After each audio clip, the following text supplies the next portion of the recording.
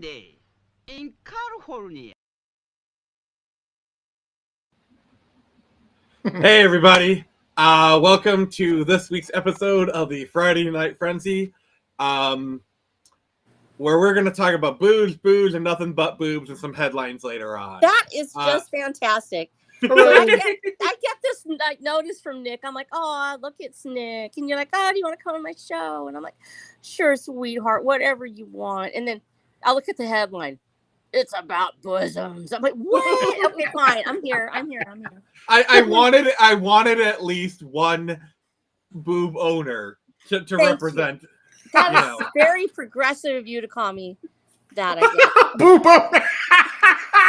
Oh my God! What have I done? I didn't mean to do that. I was just trying rolled to be over chest feeder. That's just fantastic, Nick. I'm so proud. Mommy milk. See, the thing is, the three of us, we're mommy milker enjoyers. That's our label. Goodness. Okay, fine. Y'all be good. Be good out there. Smack. All right. smacking on So it. we do have headlines, but some of the people gotta duck out early. So we're gonna go chest first in. I'm having way too much fun with the wordplay. I do not apologize. Stay abreast. We'll do the headlines later in the show, but we're gonna front stack it. Oh, jeez. All right, let me introduce the other people. Oh God, this is gonna. I'm gonna. Yeah. So first off, we have the man who, despite his race, does not enjoy small boobs. We have Chris Fisk. I am a boob connoisseur. I like quality over quantity. Do you get the little stereotype jab I did there? What? Number one, Asian, big boob. No, queen. Asian, small boobs. I was making a joke about that, but anyway, racism aside. Next up, we have the man who literally wrote the book about a good set of tits. We have Tonic Mole. That's me. How y'all doing? Hey.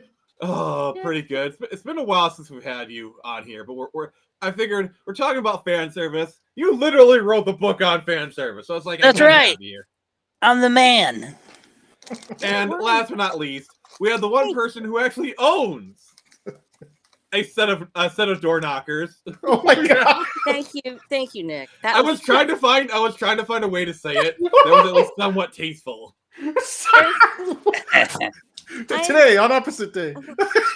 Yeah. How you doing, Watcher? Oh, I am just fine. I'm the one who's probably gonna have to bow out real quick. I'm doing fire duty, even though I own these other things. I'm also work with my fire departments, and I've got a red flag warning out today, and we just had the dry line move through. So unfortunately, it's gonna probably cut my time a little short.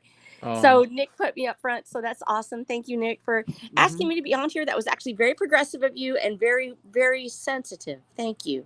I appreciate that. Very wokeazoid. Proud. To be fair, it was an excuse to bring you on the show, and I could never pass that up. Nice. That's adorable. Thank you. So yeah. Basically, I kind of brought this up because there's been some more stuff kind of going around about like people hating fan service and putting sex in the kind of like sexy stuff from the comics media, and I figured. I've always viewed boobs as the great unifier, okay? Men like boobs. Women like boobs. Straight guys love boobs. Gay people love boobs. We all love boobs. This is the most cursed stream ever. Okay, so I'll be the heavy. I'll go ahead and be the heavy since I have to leave early anyway. And that way you guys can enjoy yourself. Too easy. Yes.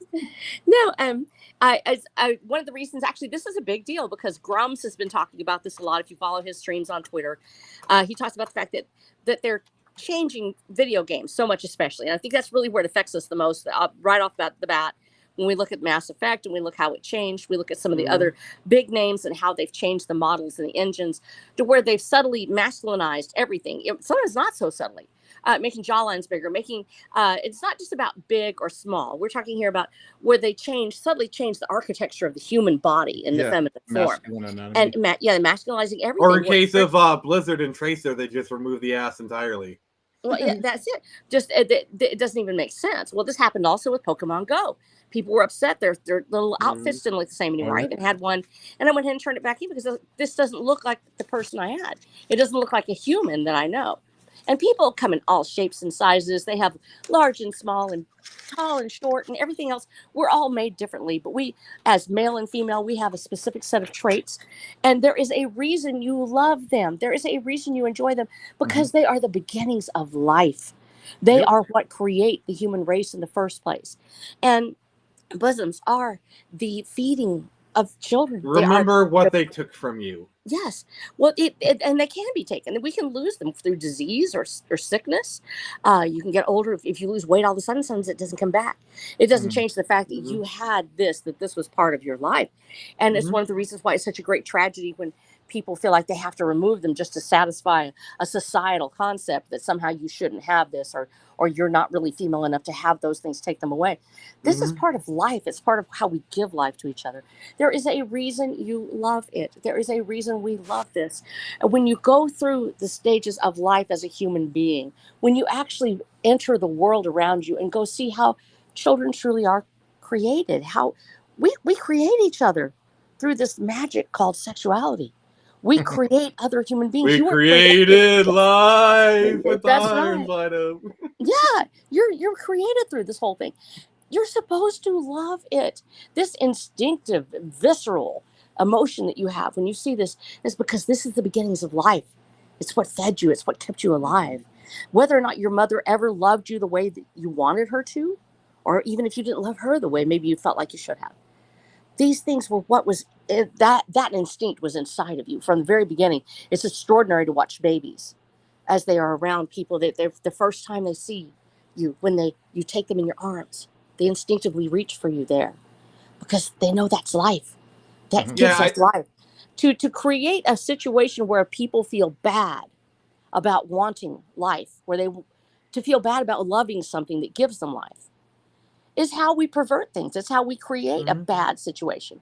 So when we have these companies literally erasing the femininity of life, of taking away this vital product and creating this a shell in its image, something that's transcends and enters the uncanny valley because it doesn't look either male nor female. It simply is. It's not Yeah. real, and it Mhm. creates this uncomfortableness.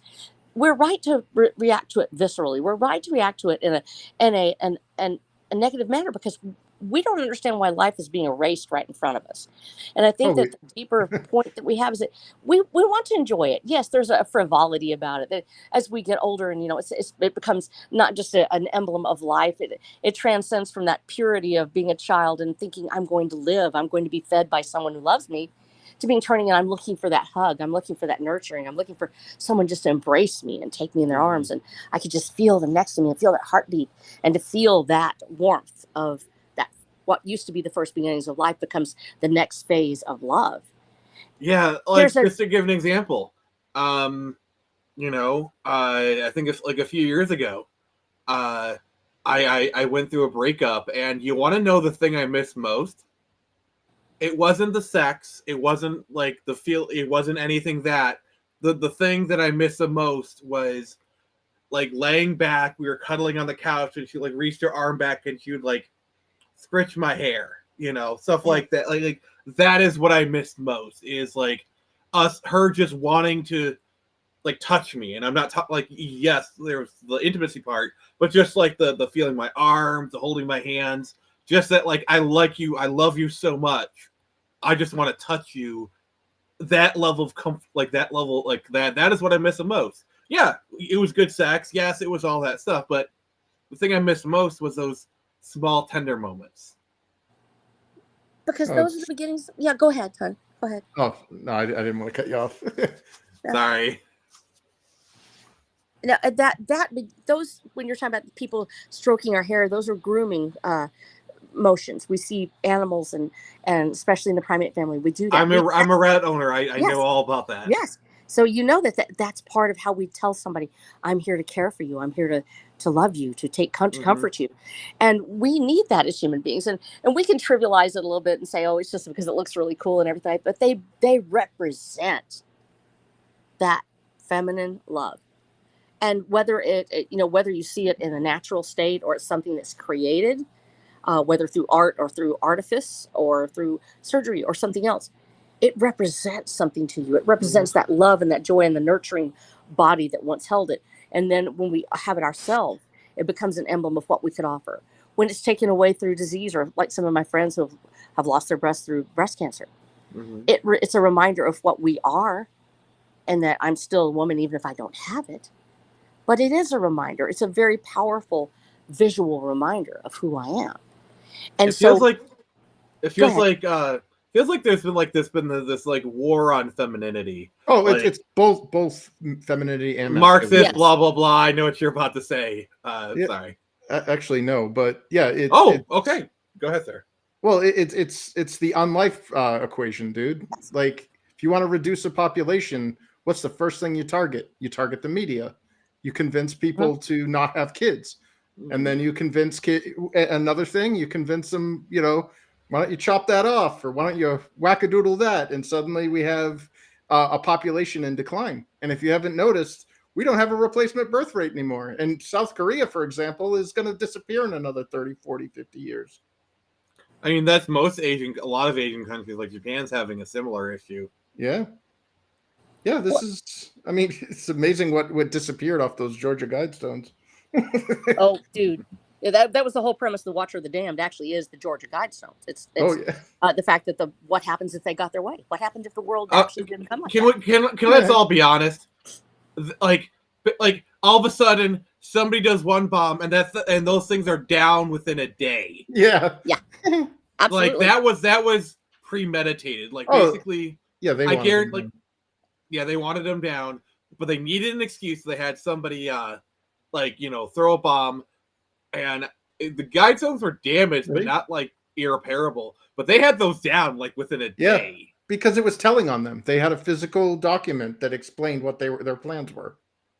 Yeah. Oh yeah, and also, when you look at hello, Nix. You can join us whenever you want, but if you just want to hang out in the chat, that's fine. We love our Nix. Nix, I love you. No, I think you're absolutely right. It is an unlife equation. When we hate ourselves, when we're taught to hate ourselves, that somehow we have to represent the image that society wants us. This sounds so backwards. It sounds like it's woke. It's not. If you love yourself as you are, the best that you can be, you want to be the best you can be. But some of us have defects that keep us from going further than we would like to. Some of us have things that keep us from attaining, our ideal weight or whatever. But you can still love who you are, as you are. The created human being that you were made to be is who you are. When you're taught to hate that you have to chop it off or carve it up or destroy it in order to satisfy someone else's idea of what a man or a woman is, then you have created a hatred for self and also a hatred for those who actually do have those things, because you're made to question everything that was ever in your life. And while it's common for us to have doubts or to wonder what other things are like, we need to love ourselves. And a part of loving ourselves is loving humanity. And when we see these images that people have loved throughout the centuries, look at the caves of Ellora, which are in India, the beautiful, voluptuous women there. Yes, they are an ideal, but then we see the prehistoric Venuses with very heavy women there. They still look like women. They may be chubby chubs now. I'm around Mount. Real women have curves. Well, we do, and but they still look like women. The reason that there's such a backlash against this, and when you look at Grums's threads, and he talks about this, that they're erasing our basis for who we are as humans and putting in its place a golem that does not resemble either male nor female, nor even the beauty of the truly androgynous, just human. Instead, it becomes a monster of some kind. It's something that doesn't really exist in nature. A truly androgynous person is slender, willowy, looks like a fairy or an elf or something. It's different. You can tell. It's asexual. But this is not asexual. It is an amalgamation that is created by a corporation designed to create discomfort, designed to take away your love of what is real. And yes, those images that we see in comics and everything like that, somebody's going to say, "Oh, it's exaggerated. It doesn't exist in real life." Well, yes, art is an exaggeration of life. That is literally, It is. Well, it's inspirational. It's So Tonic, you know all about exaggeration. Would you care to elaborate, sir? Can you hear me? Okay. Yeah. Yep. So there is a few layers. So you look at you look at games and movies and stuff that are trying to kind of make genders all look this one uniform way. Now, that's to some degree. Yeah, there's a political aspect, but there's also a trend, right? So you look Mhm. at the '90s, the heroin girls, right? The girls who weighed 105 pounds. Now, we The didn't. Buffy look. Right. We didn't see that as a political thing. We saw that clearly as a trend or a fad. Mhm. Um, this because politicians are jumping on board with these fads, it really makes them uh, maybe more dangerous in a way, right? Because the girls being 98 pounds was not a good fad. People were dying, and Mhm. but never did we have politicians supporting that, right? It was just a fad that worked its way out, and then If anything, they advocated for the opposite. right, and then eventually you have, as society generally does, you have the pushback, right? So for every force, there's an equal yada yada, Mhm. and we're seeing that now, and that's where, because now fan service, kind of like the discussion so far, really isn't part of fan service yet, right? Yeah. So because we've gone so, media has gone so far away from fan service that just to get back to normal, where a male looks like an actual male character and a female looks like a female character, Mhm. um, that's not yet fan service. That's like normality, Yeah. and so then you have fan service, which is being used, I think, as a tool right now. Mhm. It's always existed. My I comic mean, isn't sex sells. right. My comic isn't a reaction. It's that this is what I've always done, and it's just the world has kind of spun around me in a funny way. And so it looks like I, I'm doing something really daring. It's like I've been I doing mean, it. yeah. I mean, you're doing something that people have done since the dawn of time. Right. Like you want to Especially in sell comics. cheeseburgers. You hire a hot chick with like huge knockers, and you get her to pound a Whopper. Right. And beer Sorry, I commercials, could have said that better, or I could have said it worse. beer commercials, and all that. And Hooters in comic books, obviously, it's and been twins. very, especially in the '90s. Now, as much as I love love fan service and stuff, it does have its limitations. So I think that when a creator is expressing themselves, even if they're expressing fetish or whatever, um, it can be very entertaining and enlightening and interesting and fun. I think that the '90s showed, though, especially in the comic book industry, to where it didn't become it became not about what the creator wanted to express, but it became sheerly a marketing tool. And in the end, it really crippled. I mean, it was one of the things that crippled comics, though the one issue of using things as marketing tools is what killed them, right? Chrome covers, um, every suit, every because ironically, even though I do hyper fan service, my Mm-hmm. biggest gripe of when I was reading '90s comics was that, and to this day, really, but it's both male or female, that they all have the exact same body shape. And I mean, True. look at Batman and Superman. Superman could crack the planet in half. Batman is just a dude that works out, but their body type is interchangeable. That has bothered me because, and this is a good example of where even video games in the modern thing go wrong. It's thinking that there should be only one type of everything. Yes. So imagine Henry Cavill's Superman, that's very comic book accurate, giant, bulky guy, standing next to Christian Bale or even Robert Pattinson. these Robert much more, Patterson's a good example of like the dichotomy. right, much more thinner guy, right? That means you suddenly go, man, when Batman goes up against Superman, he's crazy, right? He's in danger because that is a superhuman alien and Batman isn't. But when you draw them identical, it don't work because you go, well, Batman's a superhero and so is Superman. It's You the need same thing when like you have when you have like Supergirl who's like right, $110, but she's a Kryptonian. You have her go get up against Batman, who's like freaking jacked. And right, yes, she's a Kryptonian. She could wallop Superman all day long, but because they look a size different, it's kind of like an uncanny valley right, kind of right. effect. Like yes, you know, Supergirl is stronger than Superman, but she doesn't look stronger.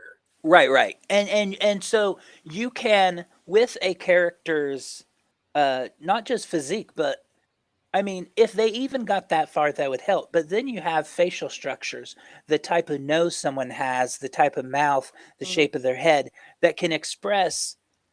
You can look at a character and know everything about them, or at least a good idea of them based on their stature and This how they. I just want to say this is why I love Cara Dune. This is why I love Gina Carano playing Cara Dune in The Mandalorian, because Mhm. Yeah. Gina Carano was freaking huge in that show, and she was so big that I could buy that she could beat up most average people because she Right. was so freaking huge, you know. But she still looked like a woman. She still acted like a woman. I think, you know, yeah, I could buy that she could beat up a lot of those people because you know she was huge. Yeah. You know, she had that size, but she still looked like a woman and whatnot. And that's why it was such a waste of her character, because her character, the actress was genius. hmm Sorry, Right, I right. wanted to bring that in. Yeah, Yeah, I and think. Go ahead. oh, uh, uh, so that's exactly right. But not only that, you see her from a distance. She don't have to tell you her backstory. She doesn't have to drop a bunch of exposition. You see this lady that you can see she has a feminine face, but she is a stacked person. You Mhm. already know her story. And speaking with Supergirl, a great example of using physique is Supergirl and Power Girl. They are Yes. this same person. But Power Girl is the idea is she's older. She's Mhm. an older Earth 2 variant. Yeah. And Yeah. so there's this contrast of that's what Supergirl is when she grows up. And you can tell initially. And of course, it's more kind of comedic in ways. But it works so easily because you have these two very different body types. Um, the Even Power Girl has some issues because like Power Girl's body, she kind of has like a female boxer kind of build. Like yes, Mhm. she has muscles, but she still looks like, you Still got know, double D's. Right, oh, we're right. grateful for that. But she still doesn't look like you put her up against let's say Ben Affleck's character from BVS, who's like huge. Right. You know, yes, Power Girl could beat her up, but it doesn't look like she could. You know what I'm saying? Right. Yeah, and I going back to the '90s where you had Catwoman who had the body of power of Wonder Woman, and all female characters had the same body type. Mhm. That body type might have been alluring, but not when that's the base. So you fast forward and they're like, why do all superheroes or super Yeah. female heroines have big boobs? It's like they don't in their universe. That's Mhm. the standard. Yeah.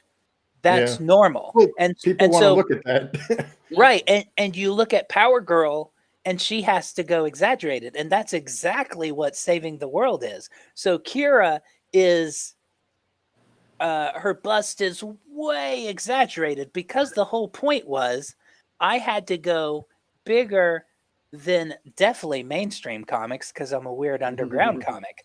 And Well, so thankfully, in this modern age, that's a pretty low bar. that's right. Well, this is true. Though I'm looking at old Gen 13 and stuff. So I jump over that because that's part of that was part of the whole, at least the vision or whatever, that it's Mhm. everything's more extreme. But at the same time, there is this contradiction of,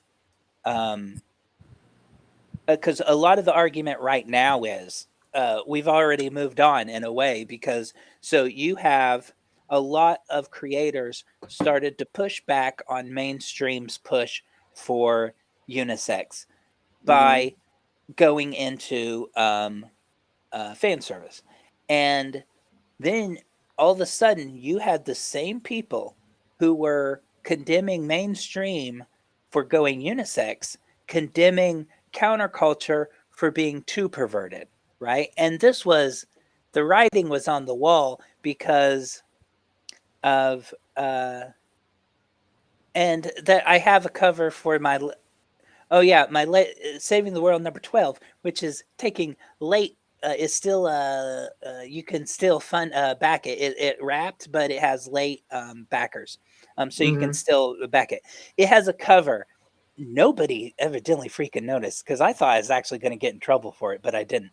So it has it's I'm parodying stuff that kind of happens on Twitter. So, Frank Chow has the outrage covers to where he has like Superwoman trying, or Power Girl or something, trying to fit her boobs in her costume, something like that.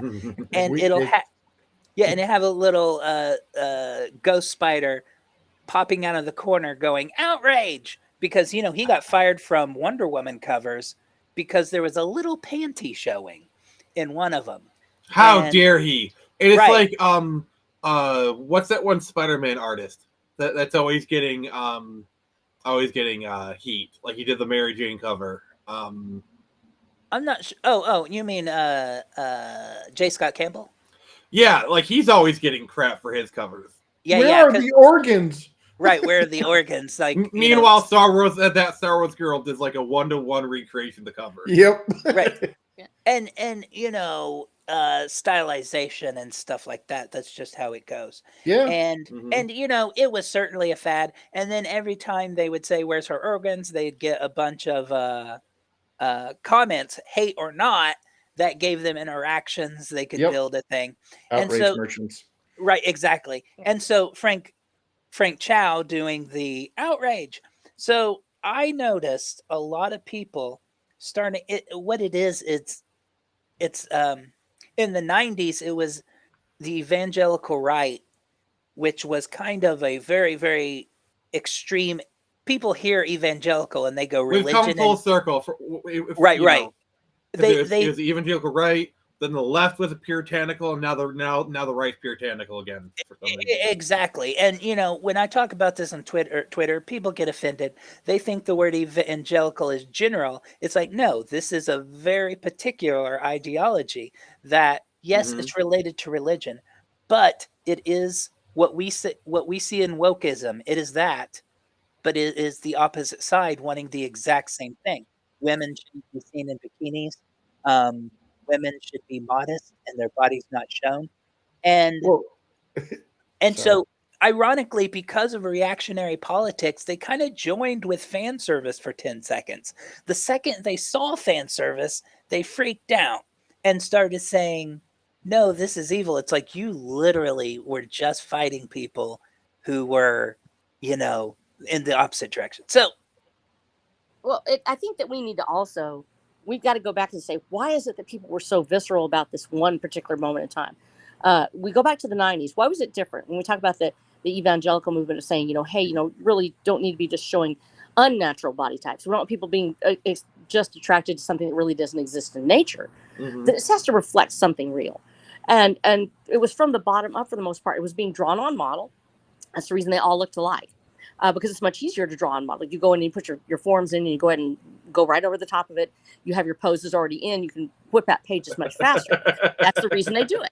And so we had this model, and of course they made the model that way, and it was very it's a very 90s look, like you were talking about. And people were like, well, that's not real. Where's the organs?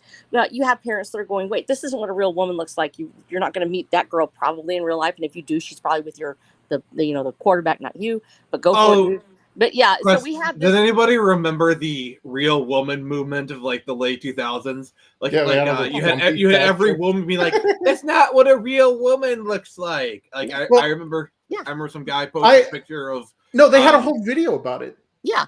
And they had these like dumpy fat chicks who were like, how dare these like women who are gymnasts that can like crawl up buildings and fly and stuff, how dare they do these poses? And then they have these women that have never done a push-up in their life trying to do these poses, and it's like, you're not the ideal, get over it, narcissist. Yeah, it's like those people who look at Wonder Woman and be like, "Oh, a woman can't look like that," and then you see Zack Snyder's Justice League. Like, did you see the women he casted for those Amazons? Oh my God, those women can crush with their thighs, and I pay good money for them to do it. Yeah, form follows function. Speaking of questionable actions, hi Nix. Hi, Nix. I'm sorry, you came into the worst possible time. So Nix, what would you like to add to this conversation? No, I think it's all been covered pretty well. All right. Well, we are happy to have you here. Another boob owner. Yes. I wanted to put that in there that we talk about in the 90s. It was just basically just being on model. It was doing this because it sells. People wanted it and they did it. And that's why you had this sort of backlash against, because it was sort of all one after the other, all the same. Why we're having this backlash now is because it is inorganic. It's coming from the top down. It's being created by a committee that says we want people to reject what is a natural form or what looks anything like a natural form of a woman, and we're going to push it away. And creating like I said, it's not even an androgynous type. It has what they call the uniboob. It's literally just one thing. Jay Ashiro Finney actually talks about this in his, and you're not going to hear me say this word very often, but here it is, Boobs of Steel. And it's his book. Oh, I love those people. Yes. I almost had them on today, but scheduling wasn't allowed. Yeah, no, fantastic book, because he talks about it from a very educated standpoint, that this is part of who we are as humanity, that this represents the life of humanity. And when you have a government or a group of people from the top saying, we don't want you to replicate anymore, we're going to try to make you repulsed by the human form, the female form, they create something that is neither male nor female nor even anywhere in between. It represents nothing. It is not a thing that exists in nature, and it is unnatural. Not because androgynous people, like I said, you know what is truly androgynous? Is a child, and it is pure, and it is holy. It's not sexualized. As a result, when they make these forms that don't look like anything in nature, doesn't look like a child, doesn't look like a man, doesn't look like a woman, has none of the features of either one, they create this image that doesn't exist, and people viscerally know this is not real. And this is not something anyone's asking for. They're not doing it because it's on model. It's not selling. Why is it here? Why do we keep seeing this over and over and over again? Because it's being shoved down your throat as propaganda. And of course, now we do see that backlash again, is that yes, you're going to have people on the right that come through and they want people to celebrate the human form, but then they go, oh my gosh, I didn't mean it like that much, but that's who we are as humans. It's okay for us to have a different opinion on it. The one thing I will say is I do appreciate how it's one of the things like of the past 10 to 15 years that I do respect is we've kind of like, yes, like we still love skinny women, but we've also like mainstream has kind of grown to appreciate the thick girls, like we've kind of expanded to be like, okay, you could have some padding on you, some okay, I'm gonna stop right there. I was gonna say something. Well, I mean, look at the way that, like, quote unquote beauty standards. First of all, there's no such thing as beauty standards. Everybody has their own, they have their own perspective and their own what they like. And like, for example, we're talking, like in the 90s had the heroin models or whatever. Do you realize if we brought back one of the pinnacles of American beauty from like the 60s, Marilyn Monroe, she would be considered obese today. Or Betty Page. Look at Betty Page. Like what is she like a size 5 or 6 or something? But like the point is like that is a very different thing. Like everybody has their own, preferences or whatever.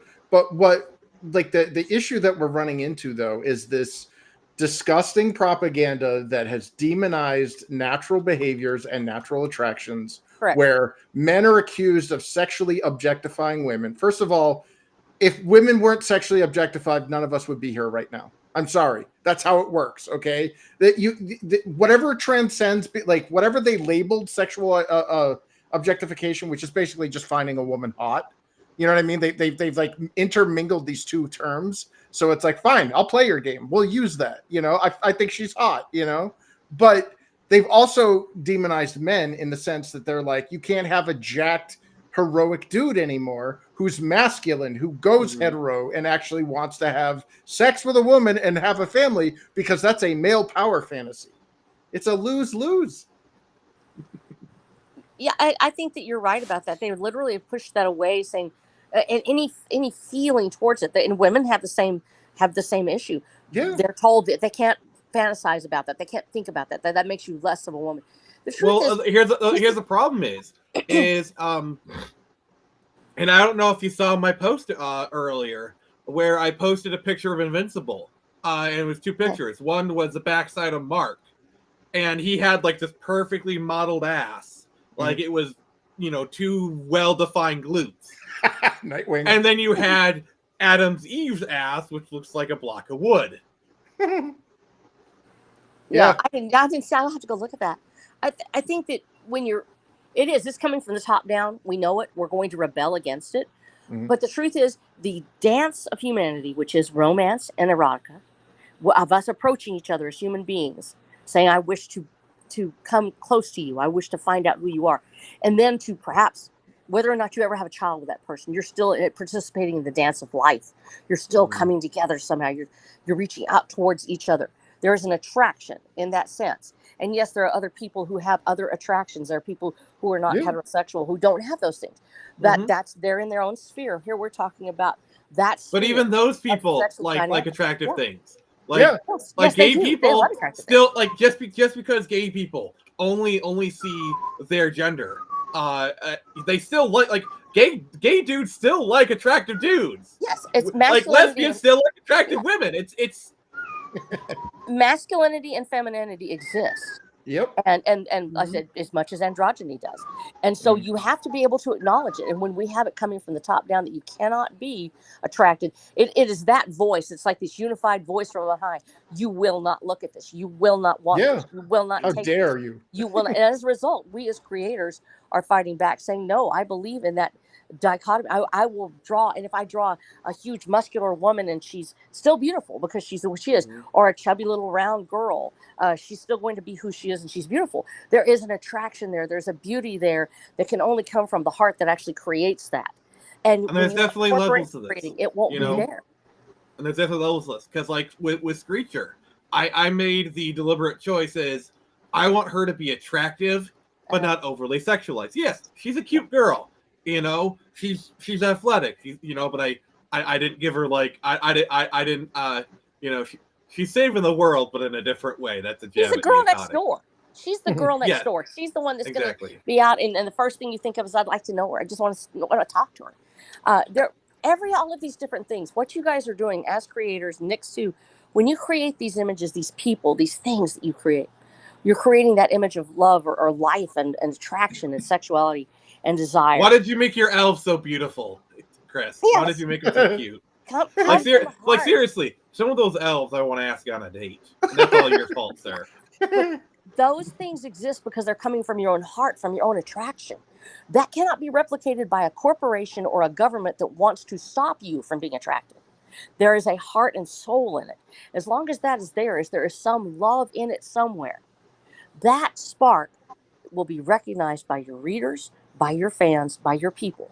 What you do with it from that point forward, whether it's good or ill, is up to you and how you approach your fans and people. But when you give them the love of life, the love of humanity, and you show it in your art and your drawings and your pictures, you will create things that fans will somewhere feel a genuine love and respect for. And nothing can erase that. And that cannot be we all have our different approaches. Like, I choose to go one way, Chris chooses to go another way, and Tonic's like, fuck y'all, I want the big boobs. Hey guys, I got to bow out. I've got to go. We've got some winds coming through. All right, stay fantastic safe. conversation. I love you. And Nix, I'm so happy you're here. Yay. Stand up for us, baby. Go for it. I love you. Have a Y'all good have one. a wonderful time. All Thank right. you, Chris. Thank you, guys. I love you. Cheers. Thank you, Jack. Love you. All right, that was Watcher. She's awesome. We're happy to have you. So Nix, what are your thoughts so far? My thoughts? I think I agree with what Watcher was saying, Yeah. But also, I think we should, I don't know. I think it's kind of funny that now this hatred for natural beauty and, actual attractive women characters in general is coming from both sides of the political spectrum. It's really weird. Yeah, the Goonergate stuff. It's like... Our favorite butter eater says attractive women are bad. He says if he's hitting 40. Oh no. But not even just her, but the majority of both the extreme right and left wing are just no, you can't like this. This is bad. This is disgusting. How dare you? And I don't know. I think it really goes to show that when you're a firm centrist, such as you can't trust any of the political sides because you never know when they're going to turn on you. We're fighting the same battle for now. It's a horseshoe theory. Honestly, it really is quite the whiplash. And the thing is, it just kind of happened all of a sudden, like a light switch kind of happened. Yeah. Well, we got what we wanted. Ha ha ha ha ha. Now it's time to burn our bridges. Yep. So let's ask the authority. Tonic Mole, can we like attractive women? Sure. There we go. Stream over. Just kidding. No, now, Tonic, go ahead. I think the danger is that the resistance that had been going on with mainstream was misaligned. So what it was about was people didn't like specifically what the mainstream was increasingly pushing. And so they wanted a counter. And in many ways, like Nick's described, I think about my Bible for unknown reasons is the Dark Knight trilogy. I can come up with a quote for any political or social issue. This specifically makes me think of the Joker when he says, they need you now, but when they don't, they'll throw you out like a leper. And that's exactly for a lot of us artists what's happening. The right side supported a lot of fan service and these types of things when it was politically advantageous to do so to counter their opposition. But the second they feel the war has been won, they throw us out like a leper. Useful. We're just allies. And it wasn't just sexuality. You notice the right was oh, we love video games. We love all your nerd shit. Right. But the second things change, all of a sudden, you bad. If you watch anime at all, you're a pedophile. Right? Nowhere was this best illustrated than what those assholes did to Scott Pressler on social media. Right. Yeah, and see, and so, Nick said, you got to be careful. As an artist, you cannot have an ideology. You cannot have a political party. You're an artist. That's your ideology. Yeah. And so for me, a lot of the culture war is dangerous because, oh, excuse me. What needs to be the focus is artistic freedom. And my big fear is that, the pendulum keeps swinging. And what my thing I've always wanted was the pendulum to stop in the middle so that we can just have artistic freedom, because I think it's wrong to say now mainstream comics. My problem isn't the type of content and what they're doing. It is why and how they're doing it. It's through mandates, right? Many writers and artists said we don't get a choice about whether it's a form of gatekeeping. Right. If you want to work for Marvel Comics, if you want if you want to work, if you want to have your script picked up by Netflix, you have to have a certain values and you have to pass a certain purity test. Exactly. And like, they have mandates. So, all the girls, they need to have these short jackets. And but 90s called. Right, they need to be slim, not the busty characters and all this. So you have these mandates. Now, some people go, well, maybe we can fix this and mainstream be good. Again, I'm like, no, it never was. It was always a mandate.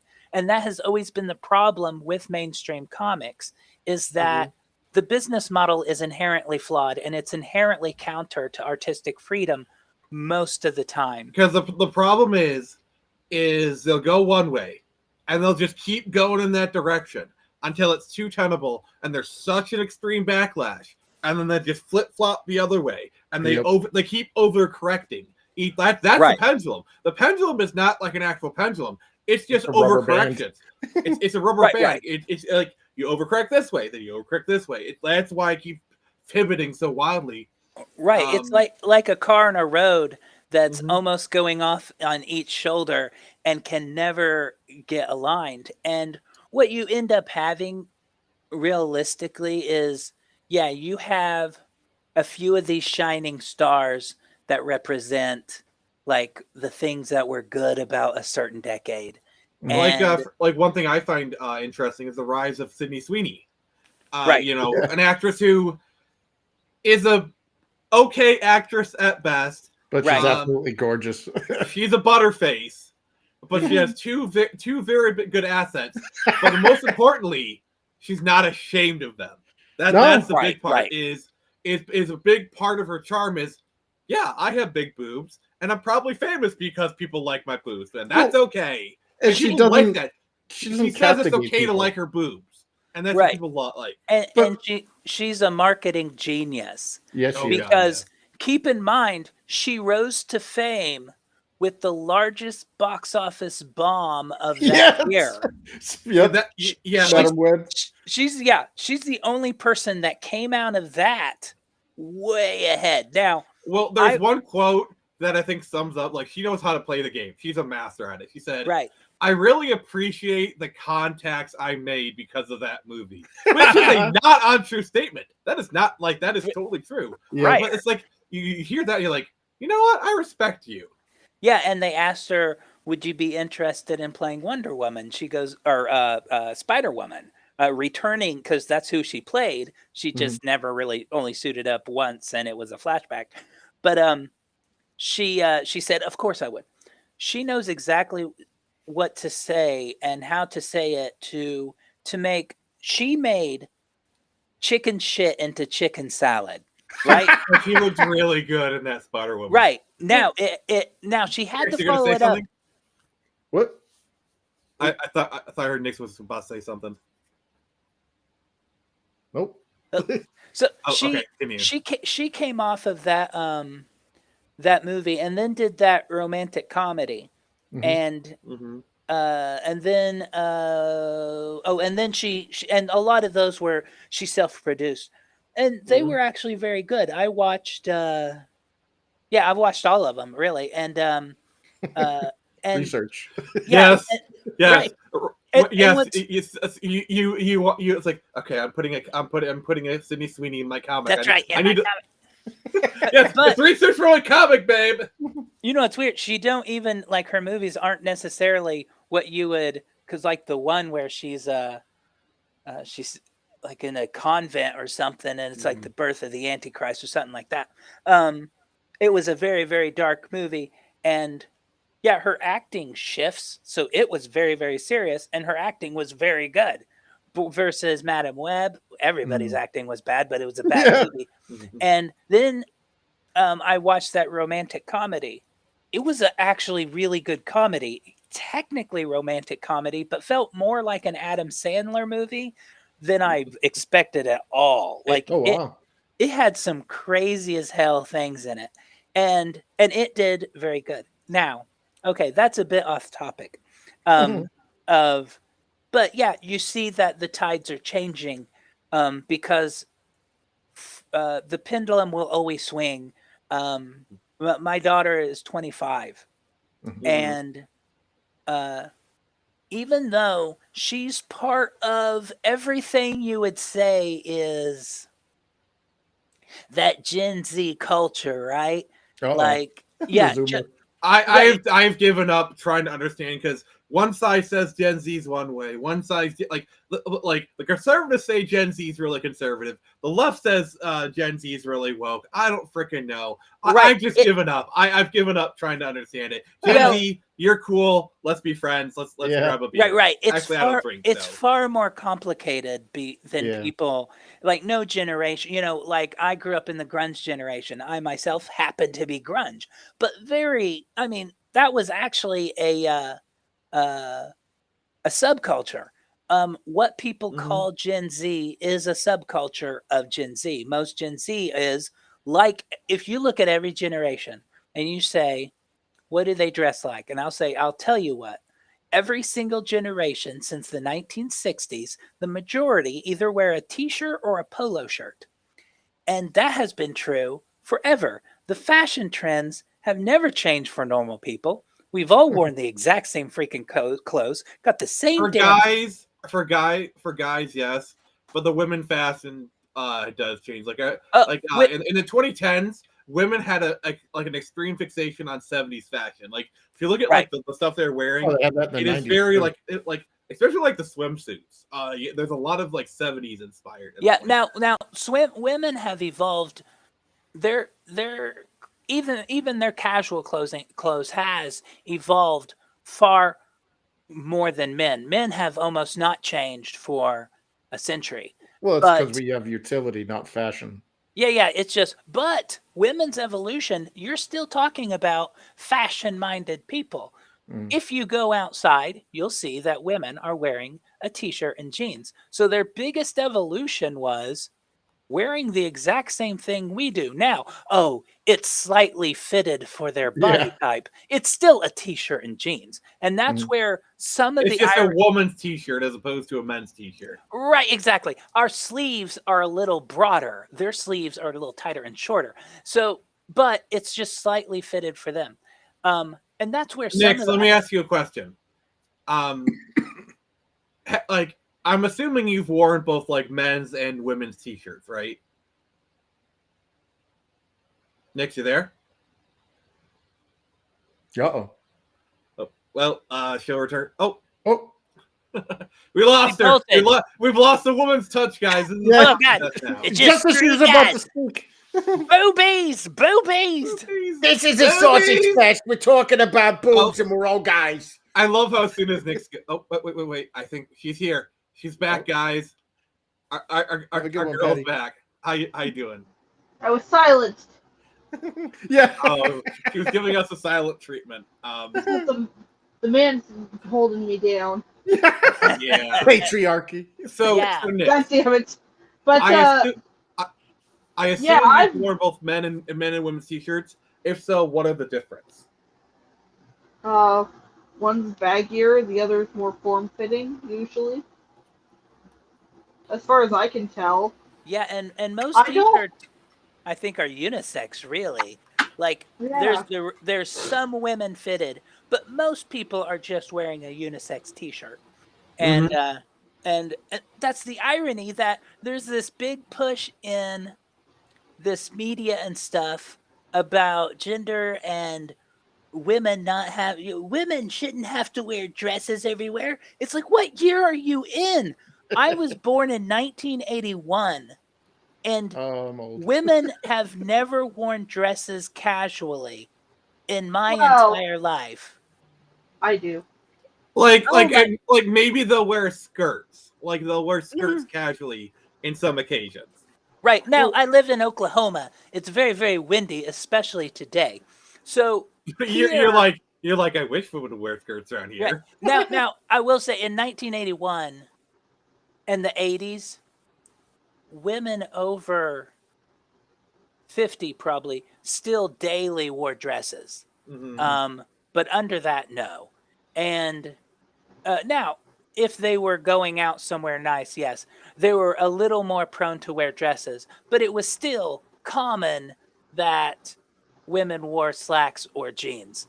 But then you fast forward to now, in which it is very common for the average person to just wear semi unisex. It's hard. You can't have totally. For instance, I could wear my wife's pants, maybe not the waist part. Your wife wears But- the pants in the relationship. Strictly a comfort thing. Right, she couldn't wear Really a mine. comfort thing.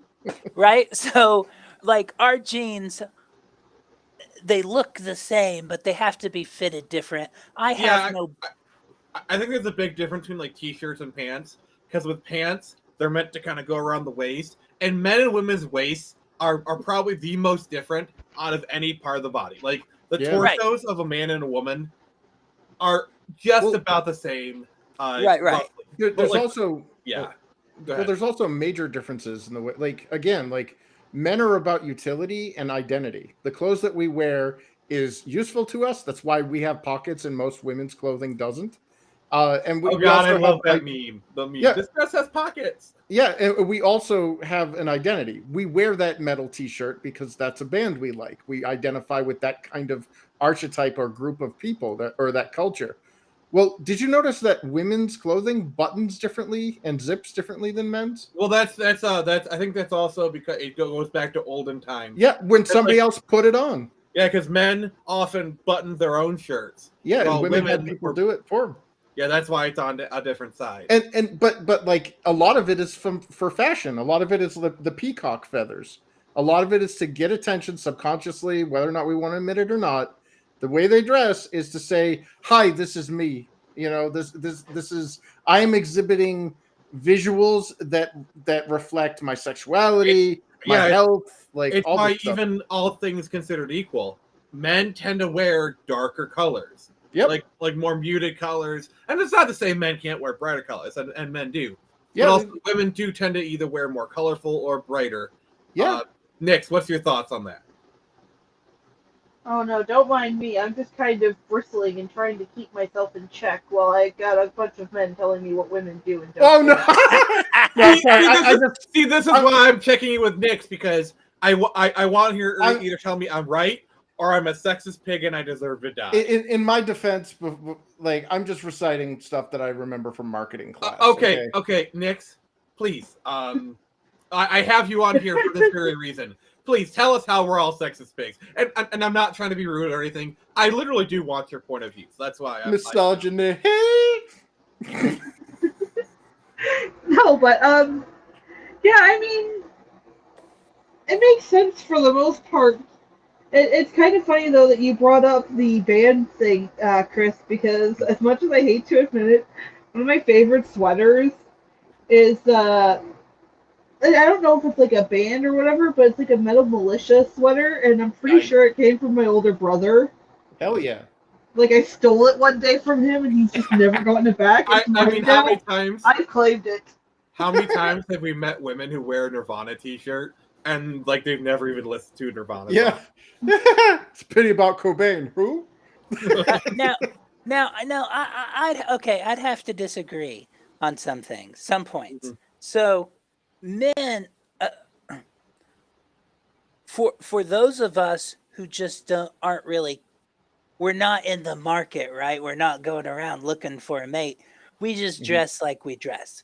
Comfort, yeah. But both male and female, when they are going out to, find that special someone, they both dress based according. Now, do men and women dress differently? Yes, because their target is different. So women, yes, more prone to wear bright colors. Men, more prone to wear dark colors. Not because they don't care. It's because dark is cool. I'm tall, dark, and handsome. Doesn't Right? stain as We're much. just as bad with the Oakley glasses and the Oh my god. I know, the one piercing in the ear or the barbed wire tattoo around the arm, whatever it is. And all right, one sec. I need to go grab something to be right back. Like, I had a friend once say fashion is only for gay men and straight women. And like seriously, like most of my lesbian friends look more butch than me. And I don't care, but like we do have this trend now where we're feminizing men. It's like, oh, don't you use product? I'm like, no. Why would I do that? Like, oh, you don't pluck your eyebrow. Why the hell would I do that? Oh, honey, you need a manicure. I don't need shit. No. If anyone tells you they pluck their eyebrows, you smack the shit out of them because that shit hurts. Yeah. It causes swelling. Yeah. Yeah. Like, Nick. Nick, you don't. You told Nick says, "Oh no, I totally don't wear stylized clothing. I rent you my everyday spring coat. Nice. Literally, it's a Right. leather jacket, Oh yeah, and then it's a Comic-Con. I'm gonna dress up like frickin' Oh. Wolverine and prance around like a little fruit. Oh my god! Like, it's have so you ri- seen some of my con outfits? Like, I had this fit where it's like a red dress shirt, black tie. I slicked my hair back. Like, that looks freaking good. So yeah, So I would disagree that women are any more well, what's the damn peacocking than men. Men do it just as much. Men don't peacock. Right, exactly. And I also think something I see the most prevalent, kind of the biggest problem, is when you talk about male and female, you need to keep them in their own genres, right? So if we all went to a comic, I am a JRPG male. Just letting you know. that's right. And so to compare you to your male to a female, you would need to find a JRPG female, not Versus a CRPG male. not a cheerleader, right? So you take a No, nerd. he plays Western RPGs. He's a Western RPG. Oh, I see. I'm an SRPG. So Mix is a JoJo RPG. If you go to a comic book store, the males and females there are going to be similar. The girls there aren't wearing lowrider jeans, and I don't know. I've been to some comic book stores, and some of those women like do dress up pretty well. Oh, dude. Especially the minion collectors. Oh God, or the simp collectors we call them now. Yeah, in at least my comic book store I go to, everybody wears about the same thing. Yeah. I don't know. I've like a lot of comic book stores I go to. Like I also did a lot of like Wednesday game nights, like playing Dungeons and Dragons at the store. And, Oh, nice. yeah, it was really fun. But yeah, I mean, yeah, the women did dress up, and a lot of them did wear like the jeans and t-shirt, but some of them did, like they put like kind of thing. It's a variety. Right, and and I think if you did averages, you'd see that a lot of the things average out to about the same. Okay, Nick, question. If you were to go to a comic book store, what would you wear? Oh, God, that sounds so bad. I am so sorry. If you don't want to associate with me after the stream, I understand. No, I don't know. It depends on the day and what I'm doing afterwards. Like, I don't really go out a lot, right? Because I'm very much a homebody, but I do actually really like dressing nicely and, kind of with my own specific style. But that changes from day to day. Like, sometimes I just go for a more goth or punk look. Sometimes I just want to have a more older, sophisticated look, which is when I bust out my red sweater dress. That is a tried and true classic. Sorry, go ahead. Go next. I wear that a lot, honestly, because it's just easy to put on. But sometimes I go for more of a pastel look. I don't know. It depends. It's like my younger cousin said it best. I said, I don't really stay to one style. She says, well, no, of course not. You're human. You're ever changing. You're not going to like the same style all day, every day. And she would know. She works retail at an Old Navy's, and she's really good at her job. Oh, nice. Oh yeah, she is well loved by the staff, her boss, the customers. Everyone loves her.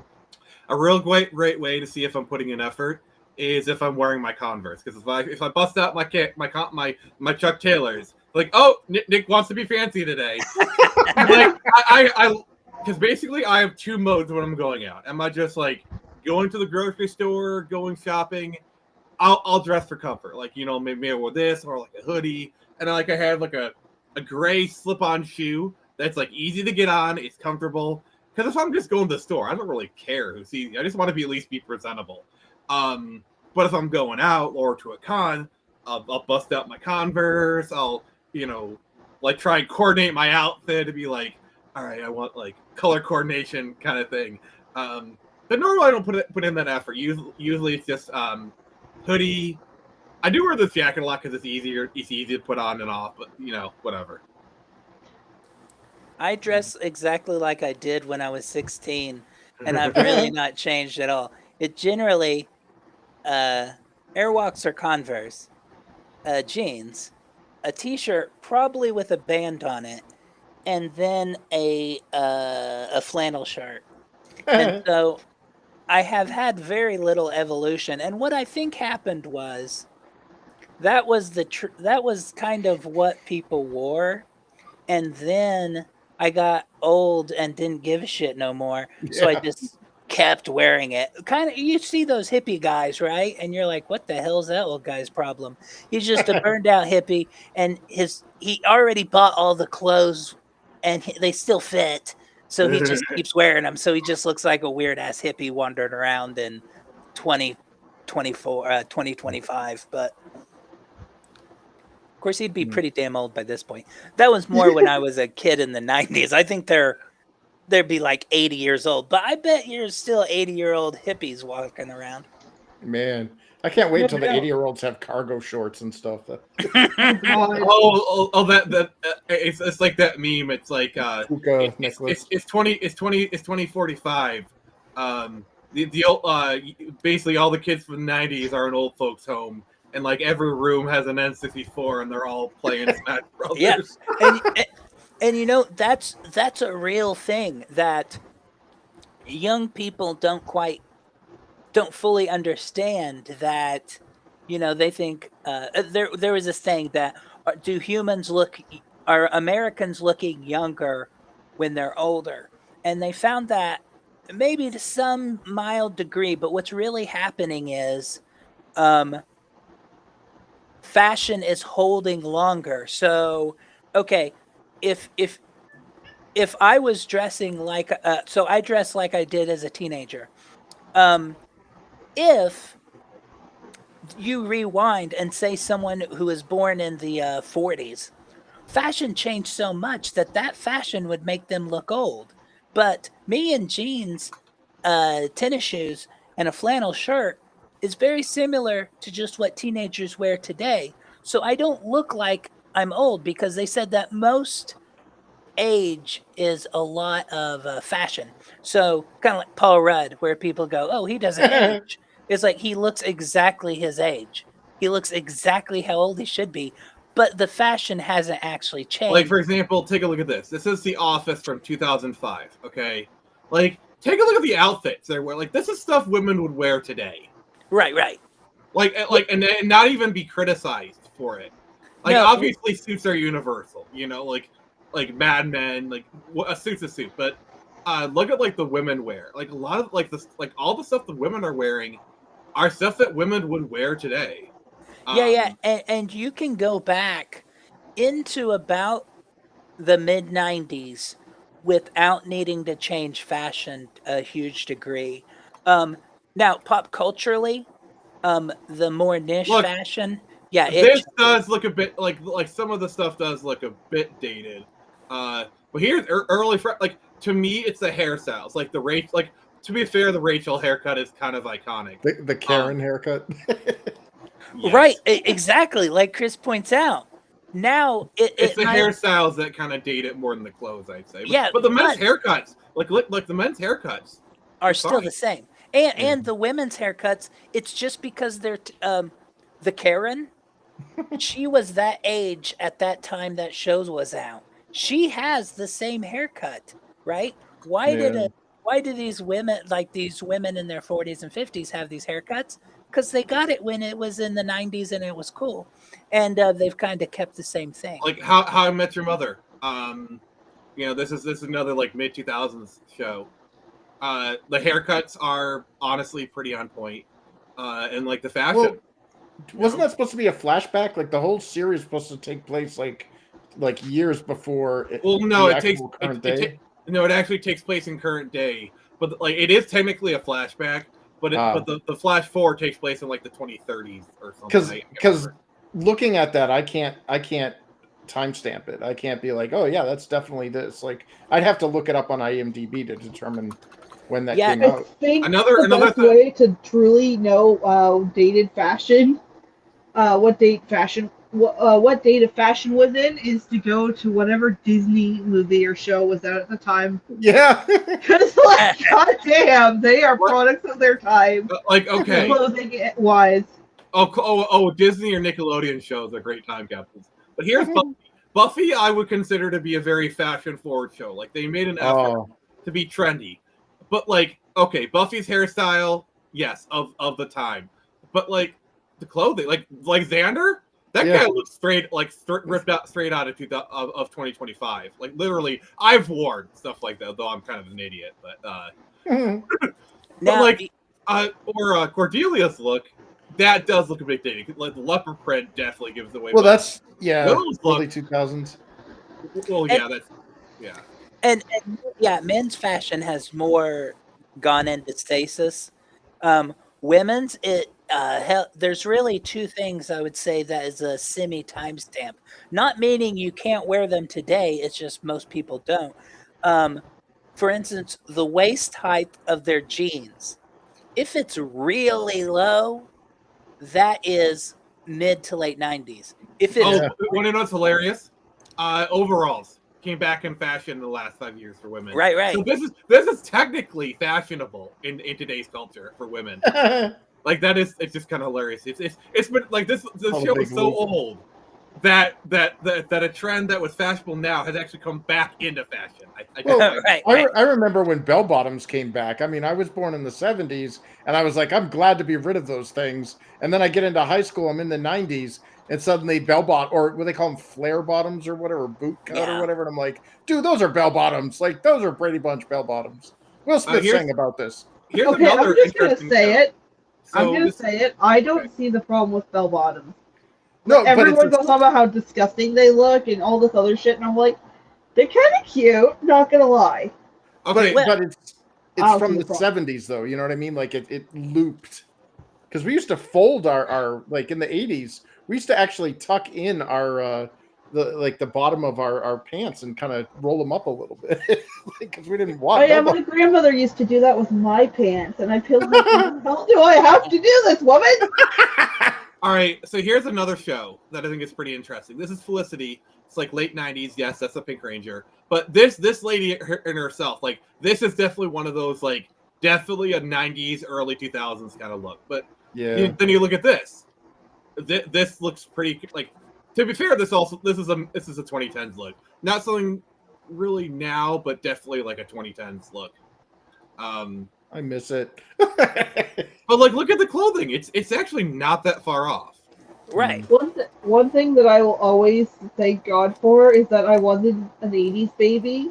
Because, like, I've seen the perms, all right? The Aquanet windshield things, yeah. The my bangs mom, 10 feet tall. My mom and my aunt were kids in the 80s, and they even said, "Oh yeah, this was a huge style at the time." I'm like, "Are you sure it's ugly?" She held her breath and farted. Chalamet, he's rocking a 70s look. That is very much a 70s look. A very effeminate 70s man. Yeah. Oh god, but just okay. Everyone wants to be Prince, and not many people can pull it off. Also, I gotta say, this is cute. David Bowie and Prince. Yeah. Oh god, David Bowie. Yeah. Well, if they can pull it off, so can I. No, you cannot, sir. Yeah, spandex is a privilege, not a right. Or even better, the perm mullet. Oh god! God! See, I can smell the cool menthols. The thing is, the perm mullet kind of came back in like the 2010s, and also kind of now. It's I call it the in praise of shadows look. Okay, so it's basically for like leftist guys who want to look tough but also like not threatening. So Bit of a side thing, but anyone else remember the animated Iron Man show from the 90s? I am Iron Man. So anyone remember like the first couple of seasons where Tony had the mullet and then they got rid of Yeah. it? Yeah, I am the so mullet. Yeah. disappointed. The mullet looked good on him though. The If anyone mullet could pull off a part, yeah. mullet, it's Tony Stark. He looks like he's about to do a Dos Equis commercial. Oh my god. No, but it looks good. I actually like it.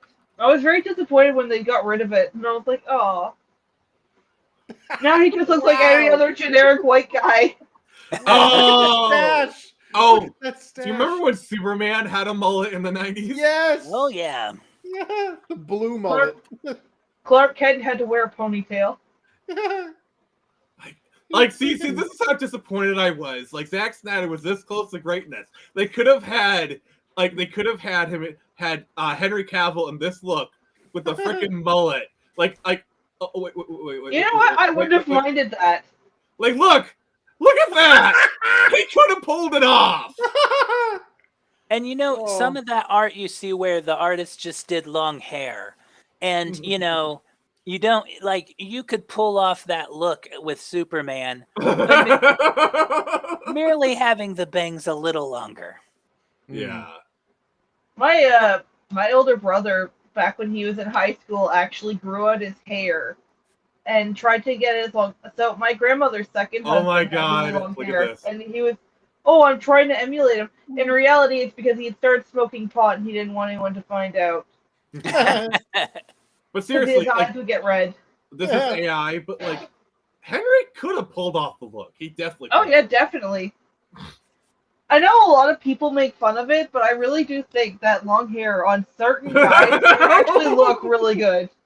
Yeah, definitely. Well, guys have like two stages of hair: short hair and long hair. That intermediary stage is just—it's embarrassing. It is. As a person Oh, who has grown out absolutely. his hair, I can confirm. Yeah. Yeah, I never had like throughout high school and my 20s.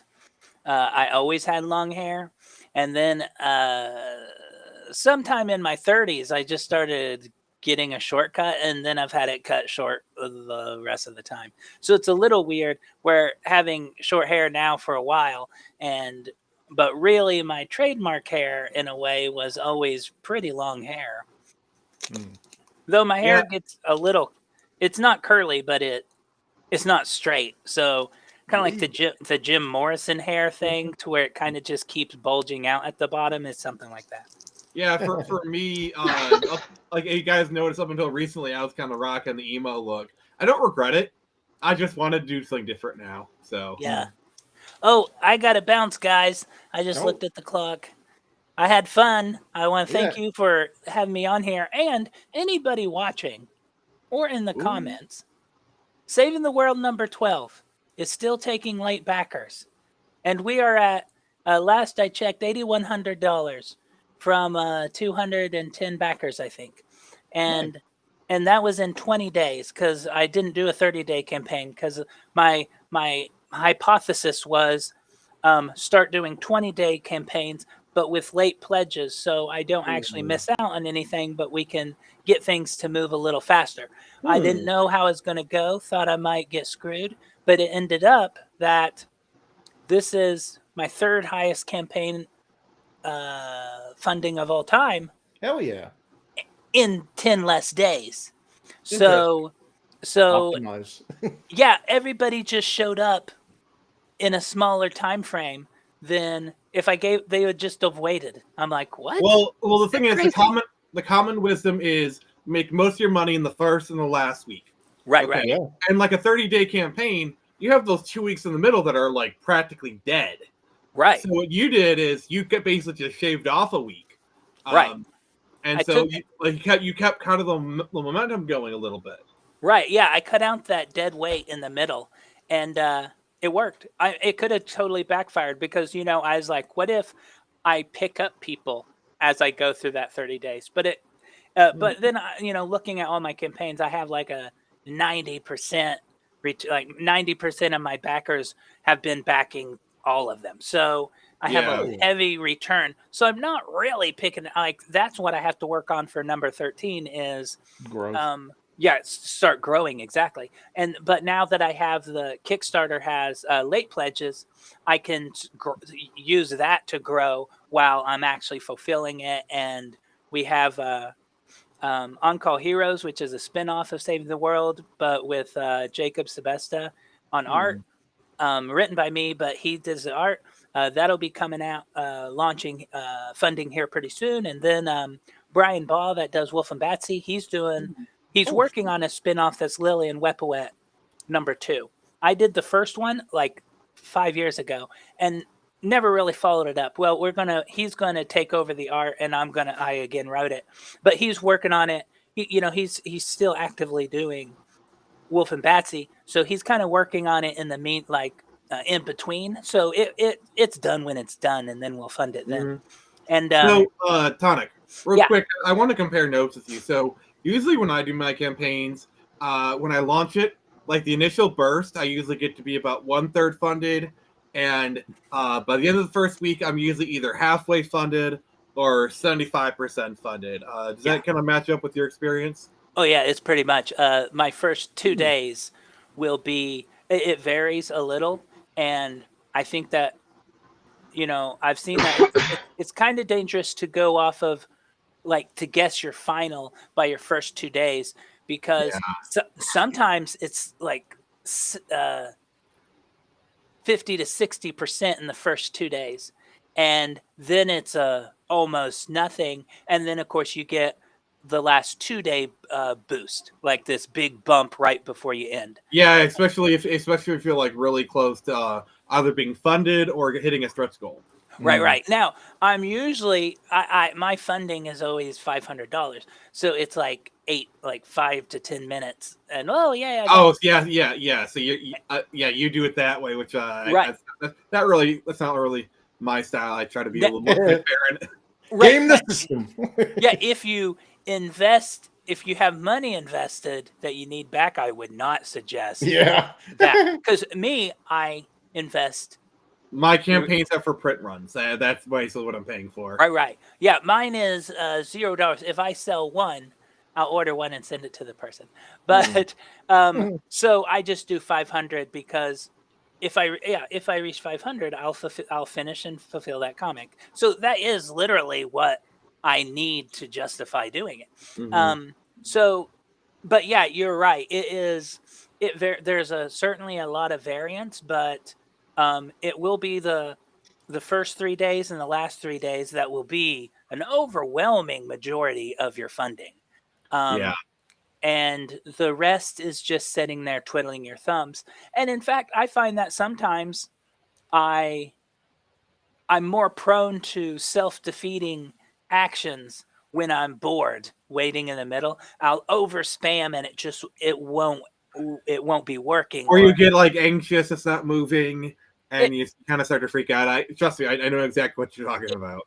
Exactly. And I'm pretty good at not, any self-inflicted wounds like that, but you still feel it. It helps to have friends who can like literally slap you around a little bit and say, Nick, you're 2/3 funded in 3 weeks. You're gonna be in a week. You're fine.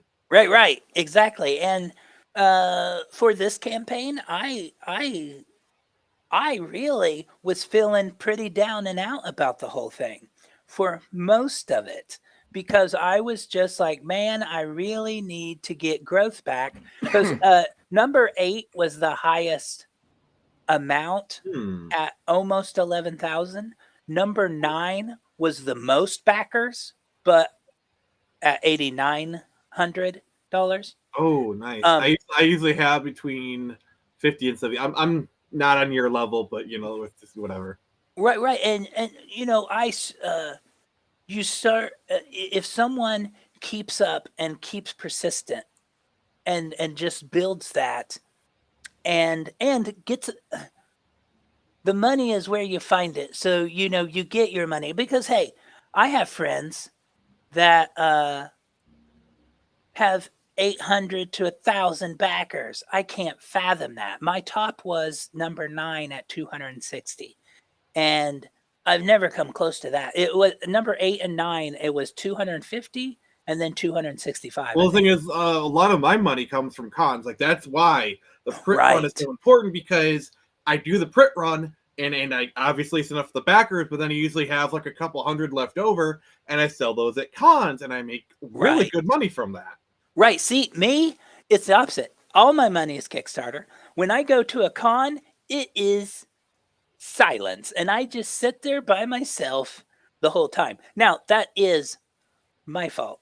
Yeah, as- I'm what's called a barker. I'm like, hey, how you doing? Come Exactly. here. I like your See? shirt. Would you like to see some screecher? And Right. yeah, like it's a different style. I'm more active, and that also contributes. But the thing is, like, yes, I can get people to come to the table, but if they don't like the book, like here's like this is Right. the thing that I've always kind of like wondered: Mm. why are they buying my book? Is it my book, or is it the salesmanship? Right. And it's like I don't know, when in reality it's probably a combination of both. Like, yes, I'm a decent salesman, but if I had a crap book, I wouldn't have as many sales as I do. Right. And see, I am, that is true across the board. And no matter how big or small you get, for instance, I see guys who have some of the most amazing art in comics, regardless of whether it's crowdfunded or mainstream or whatever, and they bomb. Because art in general is about marketing. If you're bad at marketing, you fail. And it doesn't matter how And big. it's also the product, because Right. we like everyone says they want original comics, Mhm. and so I did oh god, Nick, I buy from you for your sex appeal. Well, thank you, sir. Thank you. More V-necks. Yes, I'll be hitting up Amazon after the stream is done. But, okay, yes, I'm a decent enough looking guy, and I dress nice. I'm sure that's part of it. If I was about to say something to be really mean, but I'm not going to say it.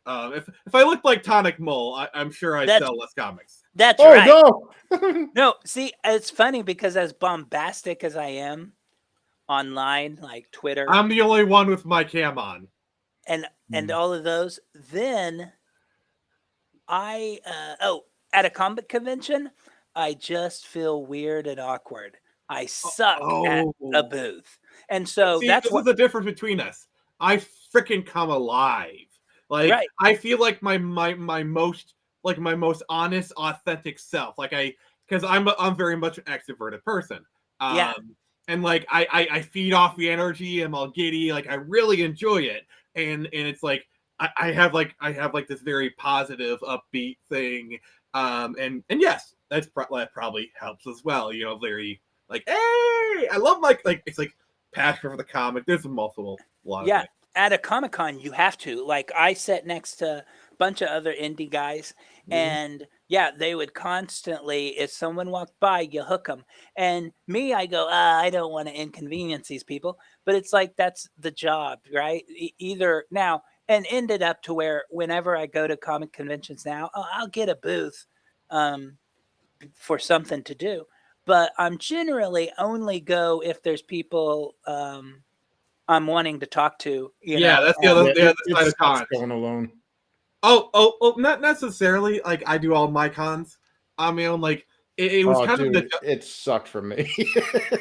Well, I'm used to it. I don't really have people that I can rely on to be there all the time to help me with it. So I've kind of gotten used to doing it on my own. Yeah, well, I just like schlepping all of that stuff. Like you get all You need a Dolly's help. Most time I just do it with my own strength. Like I just have dude.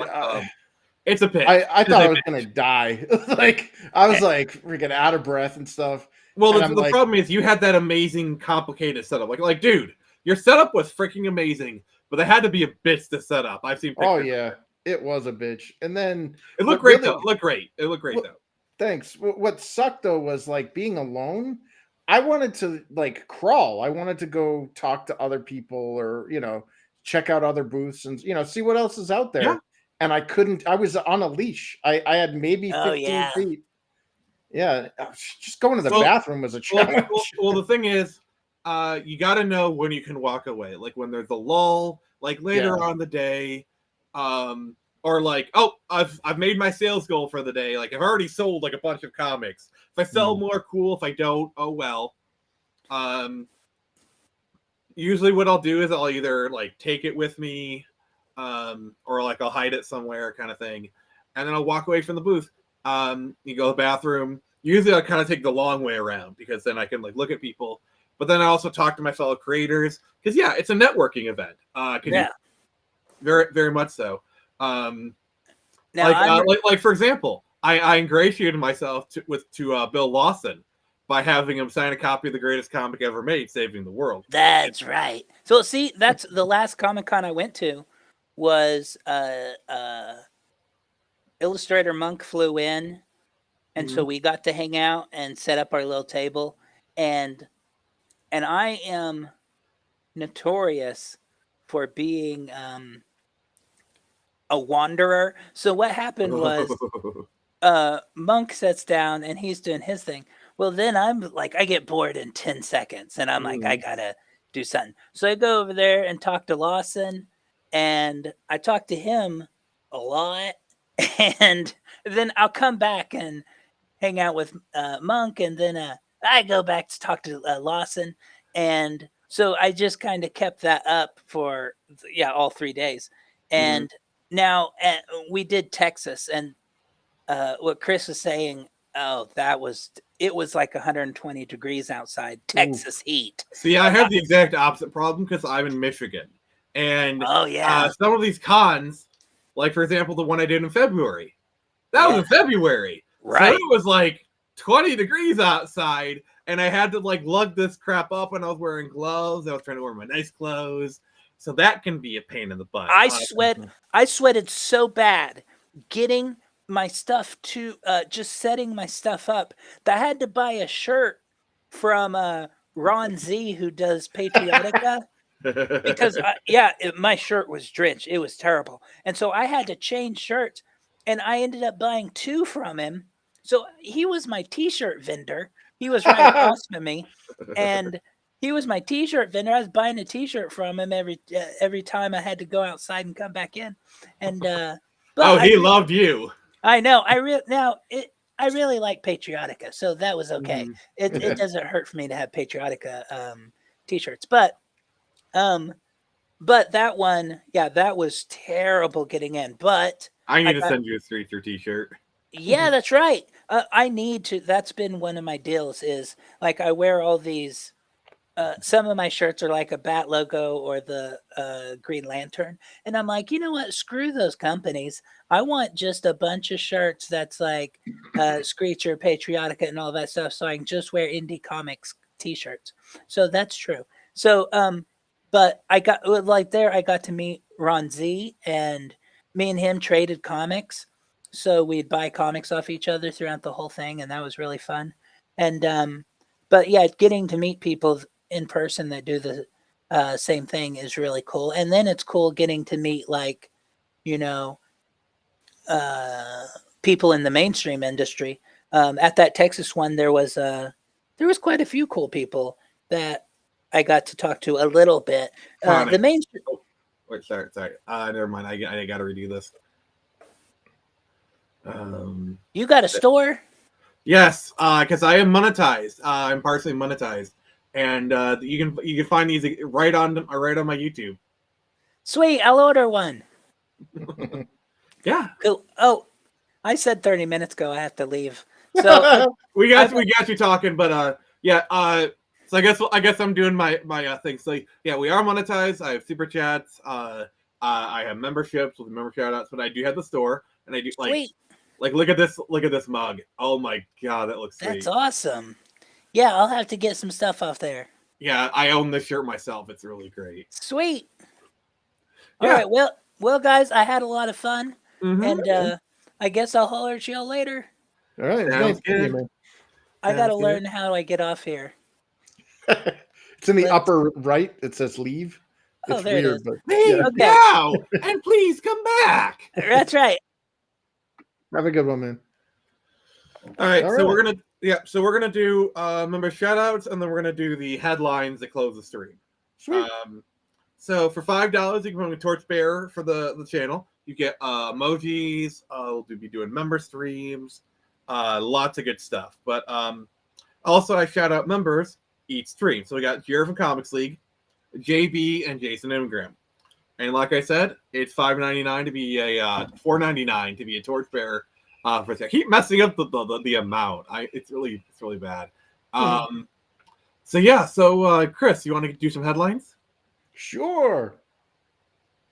Human sacrifice, dogs and cats living together, mass hysteria.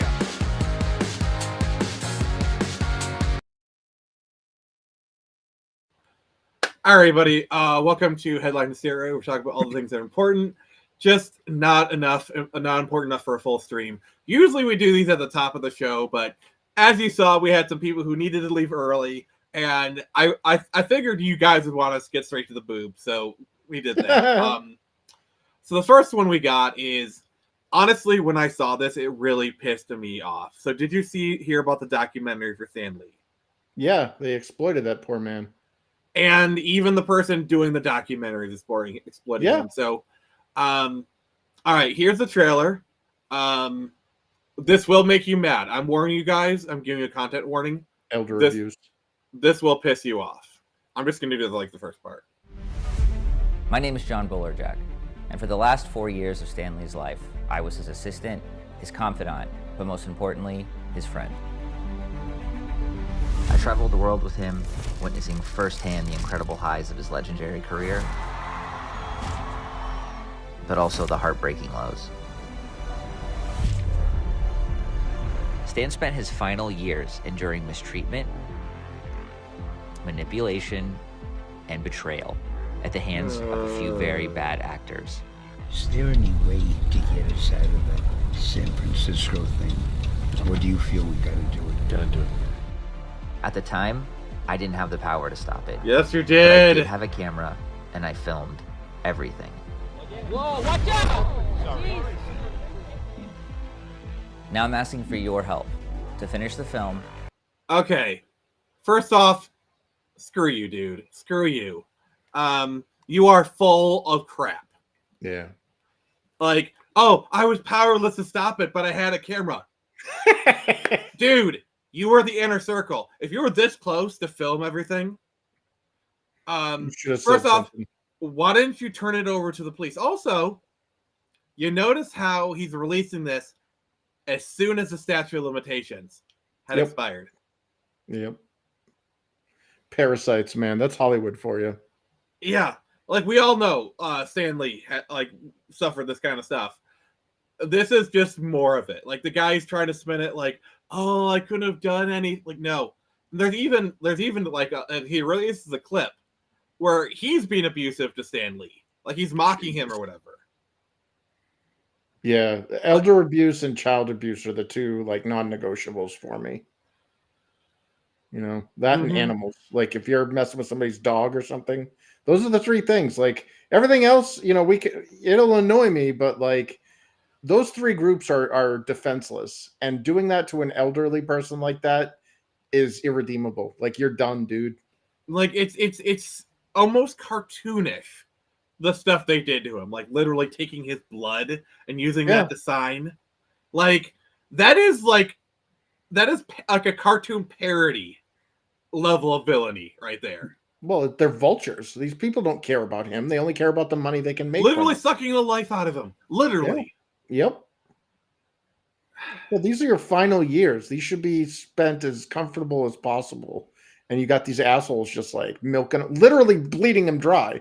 You know, Like I'm sure Stan Lee wouldn't mind doing a few shows a year or something, you know. But he's like, what was he, 80? 90s. Oh my God. So he's in his 90s and they're dragging this poor man around. Like he should be like, you know, in a like comfortable resting in a, you know, a lazy boy somewhere. Like you he know? enjoyed doing the cameos. Like he really enjoyed doing the cameos. Like, Yeah. okay, give him the cameos. He's Stan Lee. Of course it's going to be good to put him in the movie. He loved doing the cameos. It's everybody wins. You know, cool. Yeah. That's cool. You know. As long as he wanted to do it, you know? Yeah. And like like, okay, maybe he does San Diego and like one other event a year or whatever, you know, but like all those shows, it's just like they're dragging him around. Like you saw him, they're sitting on. Do you know how those chairs get uncomfortable? And when you're like tired and trying to sleep, like, yeah, like I remember he came to Motor City Comic Con 2014. It's like, you know, shortly before he died, and my friend had a picture with him. Stan Lee was asleep. Wow. Like he literally had his head down and he was like, you know, kind of the Weekend at Bernie's, like me and my friend, we joked about that. I said, you realize Stan Lee could be dead and you wouldn't even realize it. Like, I guarantee you, if he had died during those things, they literally like even if they like, it's like, you do realize he's dead, right? Oh, don't say anything. We'll finish the event, then we'll do it, you know? I guarantee you, they would have just finished the event or gone on for as long as they could. Yeah. These people don't have any regards for the you know, the happiness, the or any, like, this guy in general. They didn't see a human being there. They saw a financial opportunity. Yeah. Exploited the shit out of him. And the problem is, all these people who are like childless, that's what awaits you. Well, that's if you're famous. You get much worse if you don't. Hell, nobody's going to protect you from those third world orderlies at the old folks' home that we see those videos of getting the shit kicked out of you. Nobody's going to be there to advocate for you. Like, why do you think the ideal situation is when grandma and grandpa are getting too old? You have them move in, and you have them help you with the kids. You know, because like, grandma or grandpa can still help, like they can watch the kids, and that's like, they probably enjoy it. They get to spend time with their grandkids, you know, like maybe they can still drive even if they can't drive. You know, having another caretaker there, you know, grandpa watching the grandpa watching the kids, because I'm like, most of them, they're happy to spend time with their grandkids and they feel useful too, you know. Like that has been kind of the life path, is, you know, you grow up, you have kids, and then when you get old, you move in with your kids, and you take care of their kid. And that eases off the burden off of them. You get a place to stay. You can spend time with your grandkids. And plus, you're still useful. And you feel useful because, like, oh, I'm in my elder years, but I help take care of my kids. My grandkids love me. I have a good relationship with my kids. It's all great. I feel a part. You're still part of something. It's like, that's how life should go. Well, all like in my situation, I have a dad with with Parkinson's and a mother who's a vegetable. Like, I had to put them both into assisted living facilities. But I make sure that they're happy, comfortable, and well visited. I don't just throw them in there and forget about them.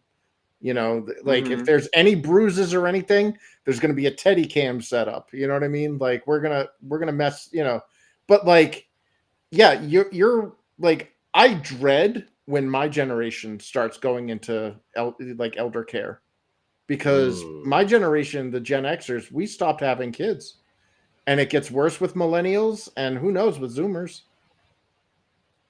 Yeah. You know, and the problem is, even if people do have kids, they're just shoving them, like the whole shoving the old folks home is it's happening even more. Well, that's the worst, is when they chuck them in those homes and they don't visit, they don't like keep up. Like, it's a genuine concern of mine that either of my parents are mistreated. Like, if there's any sign of that shit, you know, my sister and I would, like, you know, bring on the warpath. Like, and what's funny is, you know, like, some of those orderlies, they might abuse your parents, but they see you coming and they see that you're checking. Like, okay, we can't touch these people because these people actually have kids that care about them. They give a shit about them, who are checking. And the first sign, we're dead. So we're going to treat those people well. But that other person, they haven't seen their kids in 5 years. Come on, you know. Yeah, well, so the problem with my situation was, when you have two parents that have an insane amount of, like, basically Parkinson's is no joke. Like that's a Mhm. 24-hour job to keep, and then like with my mother, she had like full on dementia. So she went into Oh, vegetable state. dementia is really, really brutal. I've been around some Yeah. people with dementia because Yeah. how does it feel to have like your mother forget who you are? Yeah, You know? it's heartbreaking when you're like, you don't recognize me, like, Or but like, like they go through births where like they think you're 13 years old, yep, or like your mother, she thinks you're her husband and she starts making the moves yep. on you. You know, Or it's like, she'll call you your nephew's name or something, yeah, or her mhm. brother's name. But like, the reason why I had to put them into assisted living is because I don't have the time or the resources to do it myself, because I would, like you were saying, Mhm. Nick, like you bring that into your house if you can take care of it. And generally I was receptive to that. I'm like, you know what? I live alone. It's not going to break my, it's not going to ruin me if somebody cooks me breakfast, but like with their unique situations, they needed the assisted living. So I don't And it's see, like I'm sure you'd love it if you had the money to like yeah, hire a live-in of caretaker or yeah. something. Well, we explored those opportunities, and unfortunately, like the services that were available. There's a place, it's like Angel Maids or whatever, like Mhm. like hospice and stuff. Like they don't like when somebody gets so bad that they need medical resources all the time, like certain medical like machines or whatever. Like it's better to put them into an assisted living facility where they have a resident doctor on staff, or they have like certain medical apparatus or whatever that could treat them. Because if we had like, because when we were looking into the angels nursing and stuff, those angels nurses are nurses and nurses only. They're not there to be orderlies. They're not there to physically stop a dementia patient that's going to leave the house and go walk into the highway. They can't do that. They can try, but they're not liable for that. You know what I mean? They're there to Yeah. take your vitals, make sure all of your medications are taken, make sure you're not sitting in your own poop or whatever, and then changing your linens and stuff. Like, Mhm. so there is like a point where even a live-in nurse is just not an option for somebody that's that far gone. And I guess this is a black pill, but like I guess the bright light of this is that when somebody is that far gone, it's not usually that long. You know what I mean? Yeah. Like they're not going to be there for years and years. Yeah, like I had a person who meant a lot to me. He was kind of like a father to me, and he kind of had that happen to him. Oof. Like he had been a Southern Baptist minister for Oh. over 60 years. Damn. Like he had been a minister longer than a lot of people had been alive. Yeah. This dude was in his 80s and he was still doing manual labor. Like he was mowing the lawn of his church. Like Oh, wow. pretty active. Like awesome dude. Mm-hmm. But then he got bladder cancer. And Oh. this is how badass he was, okay? When he was doing chemo, he drove himself to chemo and then he Oh. drove home. Oh, damn, dude. There are people in their 20s who can't do that. No, yeah, I dude, when I can't disclose about He slowed down, like he wasn't as active. Usually when he'd come home, get on the couch and like watch TV the rest of the day or something. Yeah. But the fact that he was in his 80s, yeah, taking chemo, driving himself and driving himself back, and it just slowed him down. Yeah, chemo's no joke, dude. Yeah, I know it takes a lot out of you. But Yeah, like the problem is he went into remission. But then there was like this whole problems with like the doctors where it's like they left a towel inside him, so they had to do like What? 3 or 4 surgeries in a row. I don't know the whole details. I still don't know. There was some stupid stuff going on. He was in the care of some other people for a while. He had to move out. This is like a 2 or 3 year affair, I'd say. This whole thing took place over like 3 years. Then like the last year they put him in a home. The home itself was decent. It was a bit run down, but like I visited him as much as I could. The staff seemed okay. Like it wasn't like a rich place, but like it was clean and the staff seemed to try and take care of him, you know. Mm-hmm. Oh, but it was really sad. You know the other thing I don't like about people dying? The vultures coming in. Yeah. Yeah. Oh, everybody suddenly that wasn't there when you were helping them or when they needed love or help or whatever. They weren't there. But the moment that person is about to die or is dead, suddenly all these people are, I got some stories for you. So I visited him as much as I can. Okay. Mm-hmm. And this one lady started to come into his life. I never like I went to the church quite a bit. I knew most of the people. I knew all the people there. I'd never seen this woman before in my life. She started to ingratiate herself. And she was bad news. And she was trying to get the money.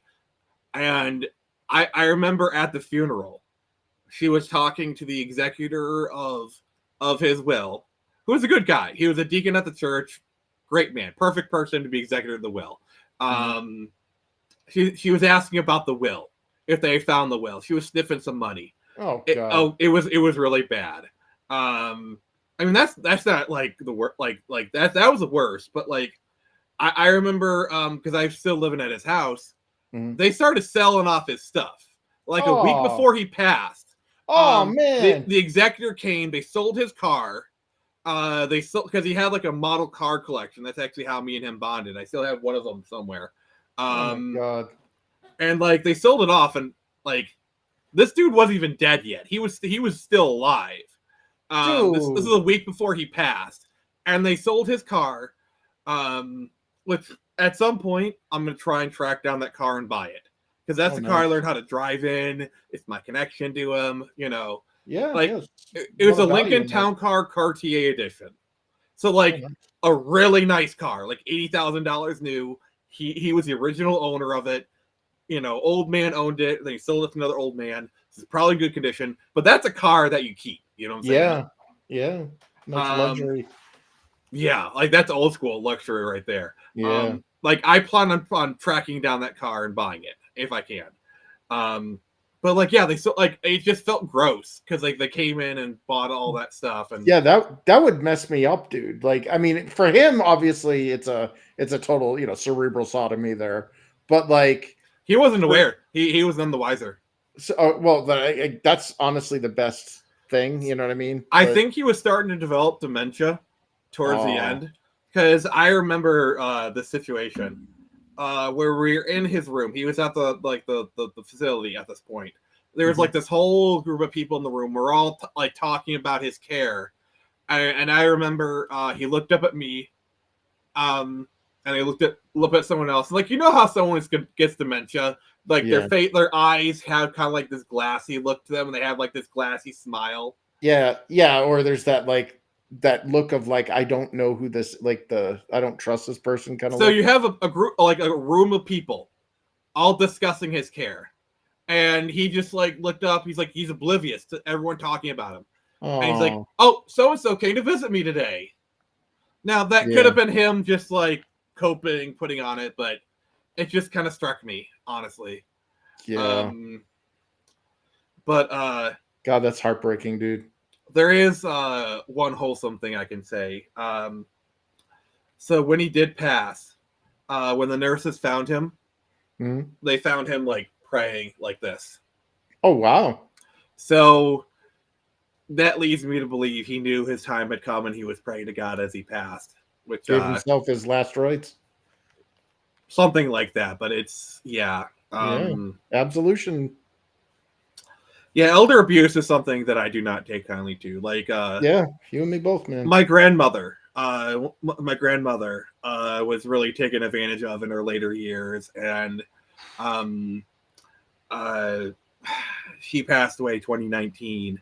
And I just okay.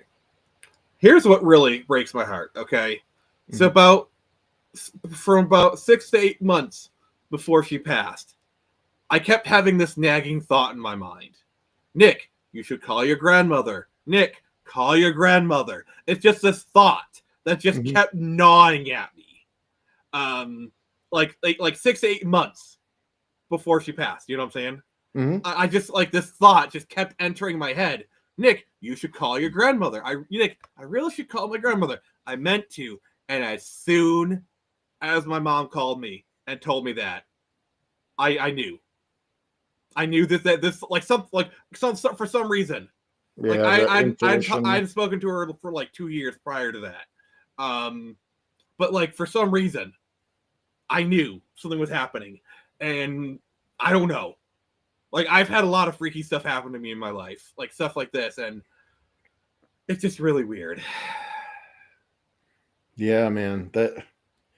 And to think like as bad as like as horrible as the stories that you've shared, just think the number or the volume of vultures that came for somebody like Stan Lee. Oh God. All of that wealth, all of that celebrity, and all of the memorabilia, like sold off his car. Yeah, these bastards probably came in and so look, I got Stan Lee's first signature, or I got Stan Lee's like first dollar he ever owned, or I got Stan Lee's. I got Stan Lee's underwear. Yeah, like, and somebody tried that. You know somebody did. Yeah, I bet we could find it on eBay right now. Like, these people are bastards. I don't want that in my search history. No, but like, yeah, dude. Like, when I lived out in California, I noticed that the people there's a weird cultural shift over there that just, yeah, it's like everybody had very superficial and shallow connections and relationships. I mean, that's LA kind of culture in general. Yeah. Really.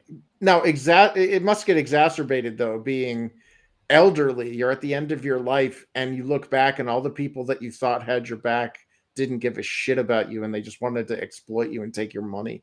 If you're lucky in Hollywood, you might have like one or two good friends or something, or like your family.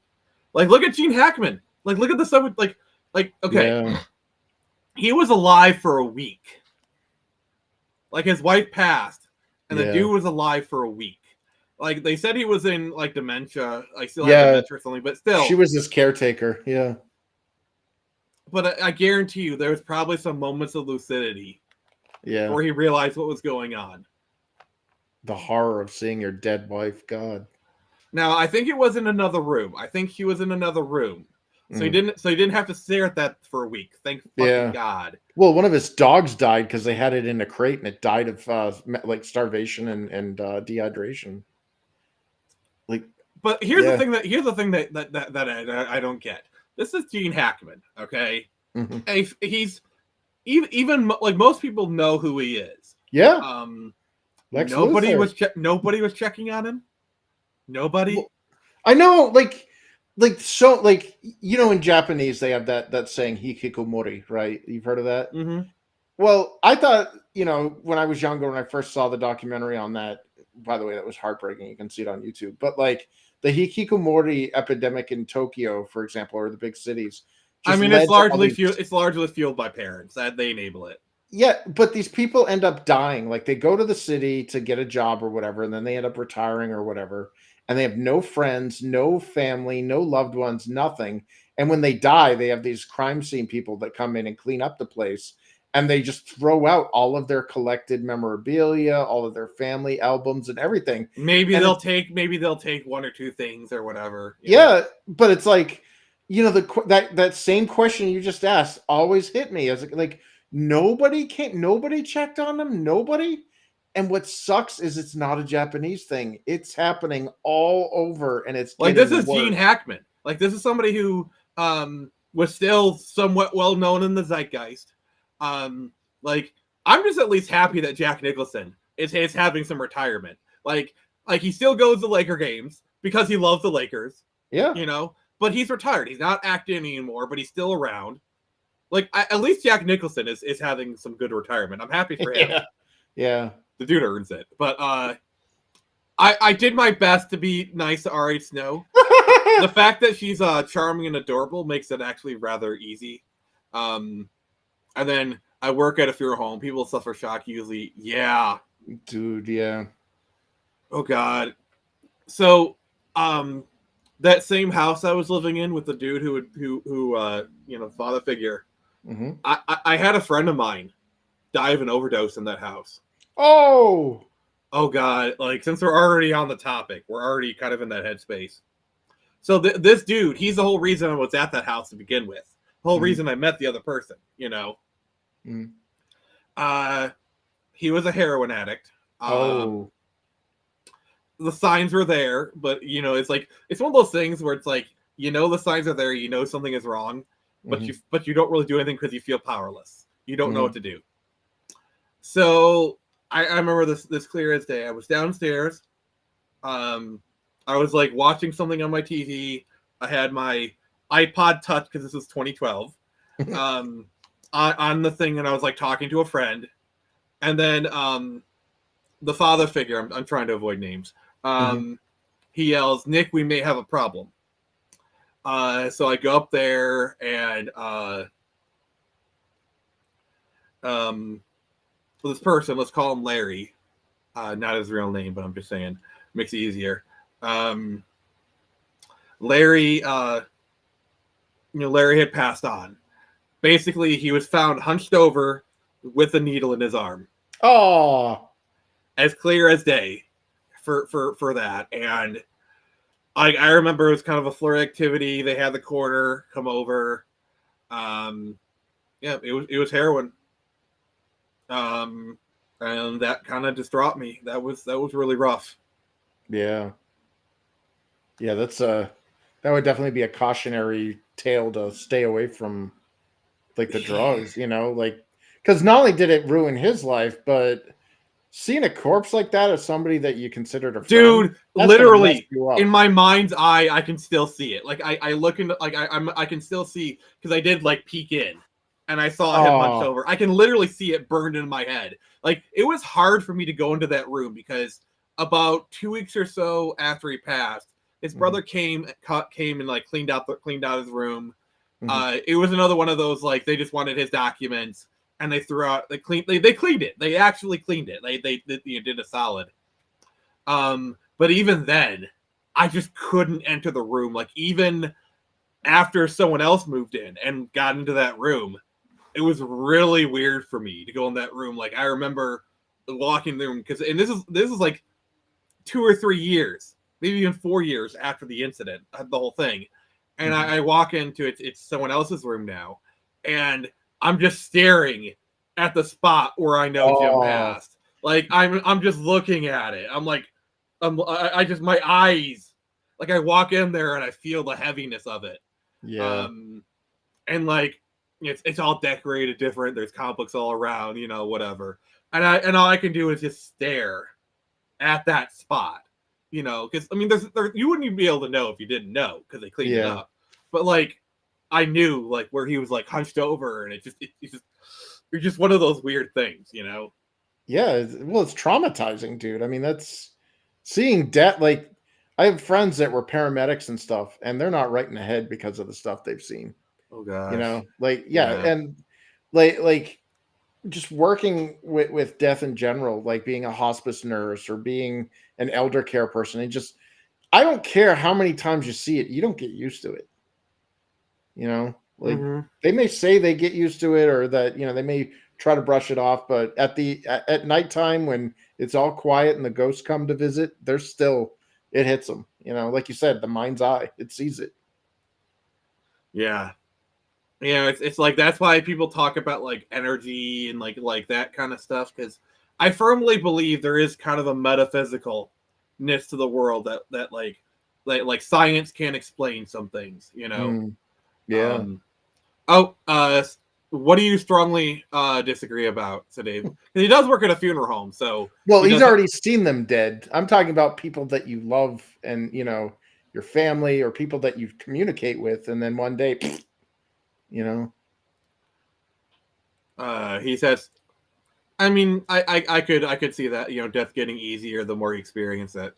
I could see it as, like, if you don't know the people, if it's impersonal, it's just a corpse, it's just a slab of meat.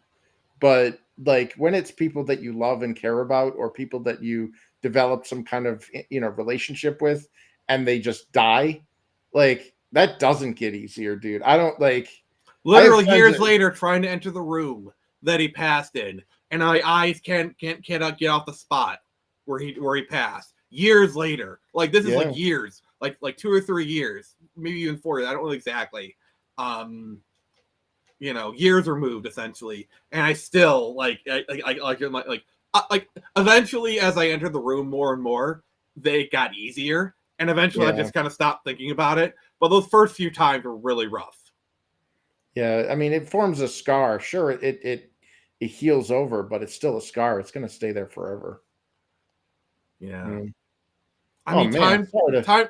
Yeah, I'm sorry. I'm sorry, man. But yeah, time does heal all wounds. Lost my granddad in 04. Oof. That was rough. Lost my uncle in 2011. That was a man. rough time for my life. I'm just gonna like what I'm about to say is I'm just gonna say something. I'm not going to elaborate. But here's your eviction notice, Nick. And by the way, your Uncle David died. Oh, Jesus. I'm not going to elaborate because that's pretty freaking personal. But yeah, that was a rough time. Jesus, man. And I had seen like that uncle. He was in his 40s when he died. He had a rough life. Oh, I had man. seen him like a week prior, because I was like staying at my grandmother's, and he came for a visit, and like some stuff happened. I'm trying not to go into specifics here, but like afterwards, I asked him like, "Hey, could you give me a ride to like a local flea market? You know, it's like a mile down the road or something because I want to get a house." And we did, and we talked. We had a nice chat. Like I'd always been on good terms with this uncle. Me and him, we always liked and respected each other. It was like a normal chat, and we parted ways. And I mean, I can at least take some comfort to know like my last chat with that uncle was like pretty cordial, and we parted on good terms. I can like take some solace, you know. But yeah. Jeez, man. Oh. Well, and I'm not saying my trauma is worse than your trauma. I'm just sharing my stuff, you know. Yeah, man. Yeah. I want to make sure the state, like, I'm not saying I had it worse than you. I'm just, you know. No. Well, it's not a competition. Like, agreed. Shit sucks. Like, it does. It really does. You know, but yeah, time does heal all wounds. This stream got really fucking dark. Yeah. Well, it's because it's a dark subject. I mean, the abuse that and the exploitation that Stan Lee endured by these vicious vultures, like the blood thing. Like, I'm glad it's in documentary form instead of like, you know, live as it's happening kind of thing. Because I'm sure there are people that share the same sentiments you and we I all have. knew it was happening. We all knew it was happening. Like, if I would have known that's the worst part. Everybody knew he was being mistreated. Like there was a whole movement to try and free Stan Lee. It didn't. Oh my god! We all knew it was happening. Everybody knew. It was not even an open secret. It was just fact. I didn't know about you had mentioned that Stan Lee was basically unconscious during group photos. Like, if I were there and I was at Comic-Con and that was the scenario that I was in, I'd be like, dude, I don't want it. Like, I'm leaving the line. Like, and I like people pay like shit. hundreds of dollars for a picture with him. Yeah, and like, what they do is like anything you got signed by Stan Lee, there'd be like another booth like 20 feet away, like a CGC kind of thing, and they'd have a sign to where if you step past this line, we cannot guarantee the authenticity of the item.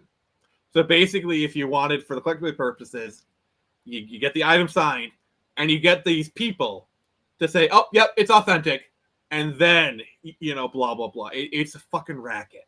What? Yeah, This is why I don't like grading companies. I never got it. Never understood it. I kind of get it for stuff like comics, because comic can be an art form. Video games are stupid. Like WATA are scam artists. Yeah, like is it wrinkled? Is it in good condition? That's all I care about. I don't care about a numerical value that a bunch of people got paid to, like, you know, like. Well, it doesn't have a manual in the box. Well, the thing is, when it comes to like comics, especially like the high dollar ones, tens of thousands of dollars could be riding on one crease. Ah, there you go. Sometimes even millions of dollars. Let's say you have Action Comics #1, and like it's worth $16 million. Literally, a single crease could cost it like $2 million worth of value. Damn. Yeah. Well, I mean, I could see like an appraisal, you know what I mean? If I was thinking about trying to sell it and getting it appraised, that's one thing. But like I see it like in the indie sphere, even I'm like, dude, like these books aren't worth, like, I'm sorry, but a lot of these books depreciate in value after you buy them. Not all of them are like zingers, you know? I just want to say this though, like the people who are going after Eric July about his book's values, Eric July is not really making books for collectors. He's making books for people to read. Like he's he's very clearly like, all right, I'm trying to make books for you guys to read and enjoy. And in that context, they're going down. He's not making books for collectors. Like, they're busted spines. Those are good signs. Yeah. Yeah, I'm sorry. I just wanted to say that, but let's end this on a different note. Let's go into the other one. So, did you watch Invincible? Yes. I liked it.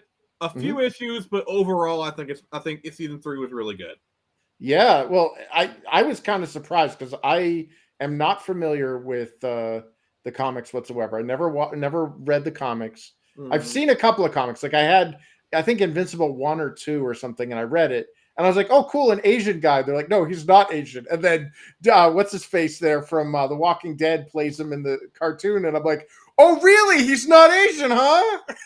I mean, in the cartoon, Mark is half Asian. He's clearly. His mother's Asian. His mother's Asian. So that's the most hilarious thing. So, like the finale, they had Conquest, voiced by Negan. Yes. So I thought he sounded familiar. And the voice of Invincible is voiced by Glenn. Yeah. Anyone who knows The Walking Dead knows what I'm getting at here. Yep. Eeny, meeny, miny, mo. I swear, I just wanted a scene for Thrag to use some sort of like baseball bat thing and whack him on the head at least once. Well, I was, and again, I'm not spoiled by the comics, so generally I honestly thought they were going to kill off Oliver. Like, I know I've seen the spoilers that he still exists in the future or whatever, but like, I was like, you stupid kid. Like, I don't know. He did get I liked, like, they really did well with Oliver this season. Like, I liked how he was sneaking out to hang out with his friends. Mm-hmm. I thought that was kind of wholesome. Yeah. Also, the fact that, like, oh, he's going to beat up those bullies. No, he just pulls their parents down. Like, okay, kid, I respect that. Yeah. I also like the fact that Mark ends up admitting, he's like, you know what, dude? I think you were right. You when Oliver's like, why not just kill, like again, this is my philosophy. Like, this is why I'm kind of pissed off about Batman. But like when he kills the Maulers and he's like, what? It was an accident. Like they're dead though. They're never going to hurt anybody else. And Mark's like, you can't do that. You can't kill it. And then after Conquest comes in and basically, that whole situation, he basically is like after seeing Eve get eviscerated, literally her intestines ripped out and her jaw ripped apart and stuff. And he's like, you know what, Oliver? I think you were right. I was pulling back and I shouldn't have. Because that dude that broke his mom's arm there, the dude with the big brain, the black dude. Angstrom Levy, yeah. Yeah, Angstrom. Yeah. He if he was killed, then none of the crap that we're seeing now with all the alternate marks, and that means all of those cities would have been spared being laid to waste by all those alternate variants. Yeah. Like I enjoyed Omni-Man's character development in this. I think that was pretty cool. Also, I just gotta say, Alan the Alien, might be that dude's best role. I don't like Joe. What is it? Rogen. Seth Rogen. Yeah. I think he's good as Alan. I don't like Seth Rogen, but I liked him as Donkey Kong, and I really like him as Alan the Alien. Like, it fits him. Yeah, it's he should keep doing it. Yeah, man.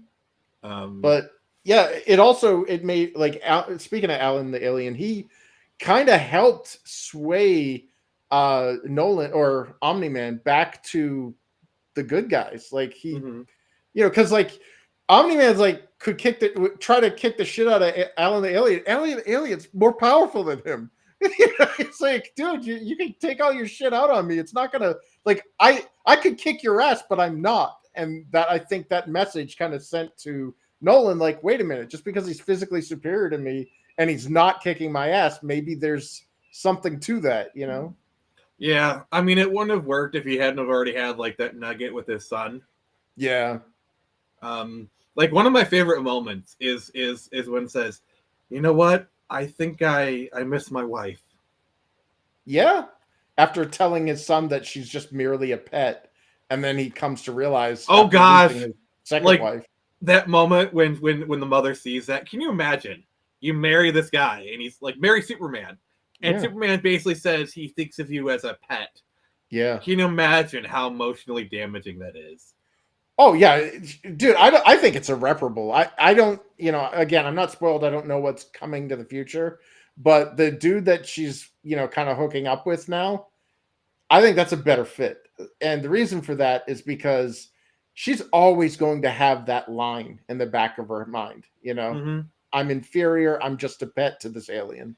So that's why getting back with your exes almost always never works out, because because when you have your fights, especially like the ones that end, you always, like, both sides say stuff that's been in the back of their minds, but like say stuff you can't take back. Yeah. And like, even if you like for example, there's this one girl I dated where I brought her back to my place, and she's like, oh, I expect a certain standard of things. I'm used to like good and like nice things. Like, she eventually like apologized. She said, I wish I never sent the text, but that, like, and we still dated for like another 6 months after that. But that text never left my mind. Yeah, like I like, it was always in the back of my head, like, because like she never wanted to be at my place, and like that was kind of like a, like, what, I'm not good enough for you. Yeah. That hurts. Ouch. Like, she was a nice woman, but like that text, it's always gonna be back to me, even if like I met her, and like even if I had money now or whatever, because I still like the lady, I'm not gonna say bad things about her, but that text is always gonna be in the back of my head. Yeah, that's rough, man. Yeah. This is like so downer. All right, Chris, tell me something you did this week that you really enjoyed. I bought so the Steam sale kicked off this week. And so I'm setting up my games for my arcade machine and stuff. And I bought this one game. It was called like Kaku the Legend. What the hell is it? Hold on, I'll get you the exact name. It's it's like I think it came out in 2019, maybe. Hold on. Gotta love how slow my internet. Okay, yeah, it's called Kaku Ancient Seal, and I just bought it. It was like super cheap. It was on the Steam sale, and I was like, oh, I'll give it a little try just to see if it works. I look over at the clock, 6 hours later. Oh God, I love it when that happens. I've had that happen to me a couple times. I remember the first time I played Skyrim. This is probably like 2012, 2013. The first time I played it for like 11 hours straight. Oh, damn. And the only time that ever it happened to me again, a few years later, I bought Vampire the Masquerade Bloodlines. Oh, I love that game. I played that game for 7 hours straight. Yes. Oh my God, yes. Okay. So Dave, you're not wrong. But I actually have a funny story. So back in 2018, I was dating this one girl. She was pretty crazy. There was one time we were having an argument, like here in this apartment, and at some point I got done with the argument. I was kind of laying on a couch, and I like turned my back to her and just stopped responding. Any guy knows, like, oh crap. So she tried to get my attention. She basically escalated it. Then eventually she jumped on the couch with me and like got like close to me, and she whispered it into my ear. I have a knife against your back. Oh Jesus! We still dated for another 2 months. Okay. All right. I'm sorry. I have to like. There's a Forrest Gump clip I have to play. Now that you're rich and famous, why don't you have my AIDS baby or whatever the? Oh God. Yeah, I love Forrest Gump. So this is me. Okay. I'm not a smart man. Was it the crazy hot index kicking in, or the crazy hot whatever that? I mean, is? to be fair, she wasn't really that hot. Oh, burn! A self-owned, those are rare. So we could in Castlevania do that to me. Yes, see, had that new collection. Simp alert. Yeah. I mean, to be fair, I dated that girl for like 7 months. It was probably 5 months into a relationship. Yeah. Oh, gosh. I have like so many stories of like past relationships and like girlfriends. It is insane. I just yeah, the vicious things we say to those we don't ever want to see again. Like, you know, man. God, I look back at some of the stupid shit I've said to my exes, and I'm like, if I was standing in the room with me after saying that, I would have kicked the shit out of me. See, I try to be very like self-aware of like, all right, whatever you say, especially in text, you got to say it, knowing that she can screenshot it and use it against you 7 years later. So Yeah, I try to watch, or even voice. I'm like, she could be recording this, so I try to be like very restrained, but sometimes I just can't. Man. Oh gosh. Well, that sure went well for Invincible. Okay. At least we got to give it to Adam Eve. Yeah, she was awesome in this one, and she's supportive. Also, like we're talking about like the Gooner stuff. They were trying to go after that sex scene. That was the most PG nudity I've ever seen. Yeah, when she had her boobs up against his back and then magically removed his clothes and had them neatly folded, and they turned into a puddle. But the fact, like, you didn't see anything. That's what I'm getting at. Oh yeah. But the audio, the sound design, yeah, that I was like, I know what two people having sex sounds like. I went to college. I shared a room. Oh, but you don't have any personal experience. No, not secondhand. Like I know what it sounds like firsthand, but like when when you hear it from across the room because you have a very inconsiderate roommate, and you're like, that's it, I'm leaving. Well, it's probably like no, it's the breathing and then the whimpering. Come on, and I'm like, you know. There is no cuck chair in this dorm room. See, I'm making sure to show it on camera because if I was off camera, oh my god, would I get in trouble? Yeah. Yeah. But like, yeah, that whole sex scene thing. But it was nice because like it was good seeing Mark finally catch a break. To be fair, it's implied he's been having sex with her this entire time. Yep. But, like, I feel like it was a very tastefully done scene. Yeah. Well, not only that, but like the hell that both of these characters have gone through, it was a nice release moment. Because remember, Rex died. Her ex-boyfriend died, like either the previous episode or I think it was the previous episode. Yeah, and like even though they weren't together, they still respected each other. Yep. And also Rex was becoming a better person. Yeah, so I think Adam Eve, she saw that and be like, okay, we're friends, but I'm also really happy that you're finally getting your shit together. And I'm sorry, they pulled the oldest trick in the book. As soon as Rex said, you know, Ray, I'm really happy. I feel like things are finally going great for me. It's like, all right, dead man walking. Yeah, previously on The Walking Dead. Because no writer puts that in unless they're planning on killing the character 5 minutes later. Yep. Yeah. Yeah, it's what is it like? You know how they have that writing trope, Chekhov's gun.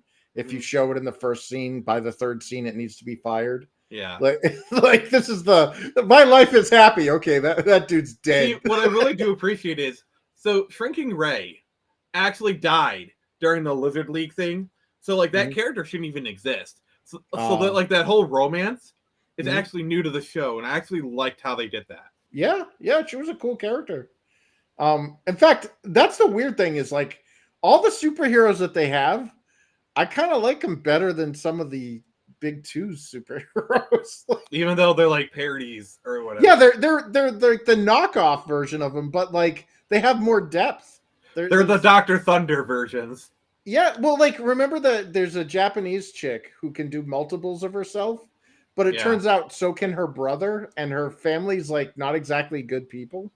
And it was like, wow, so she's kind of working against the odds here to be a good guy. Like, and then Immortal, Mark had to go into the distant future, and you see what immortality does to the human psyche. And that dude was so messed up; he was begging for death.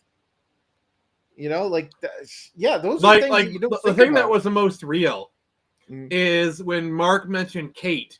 He couldn't even. He didn't even remember.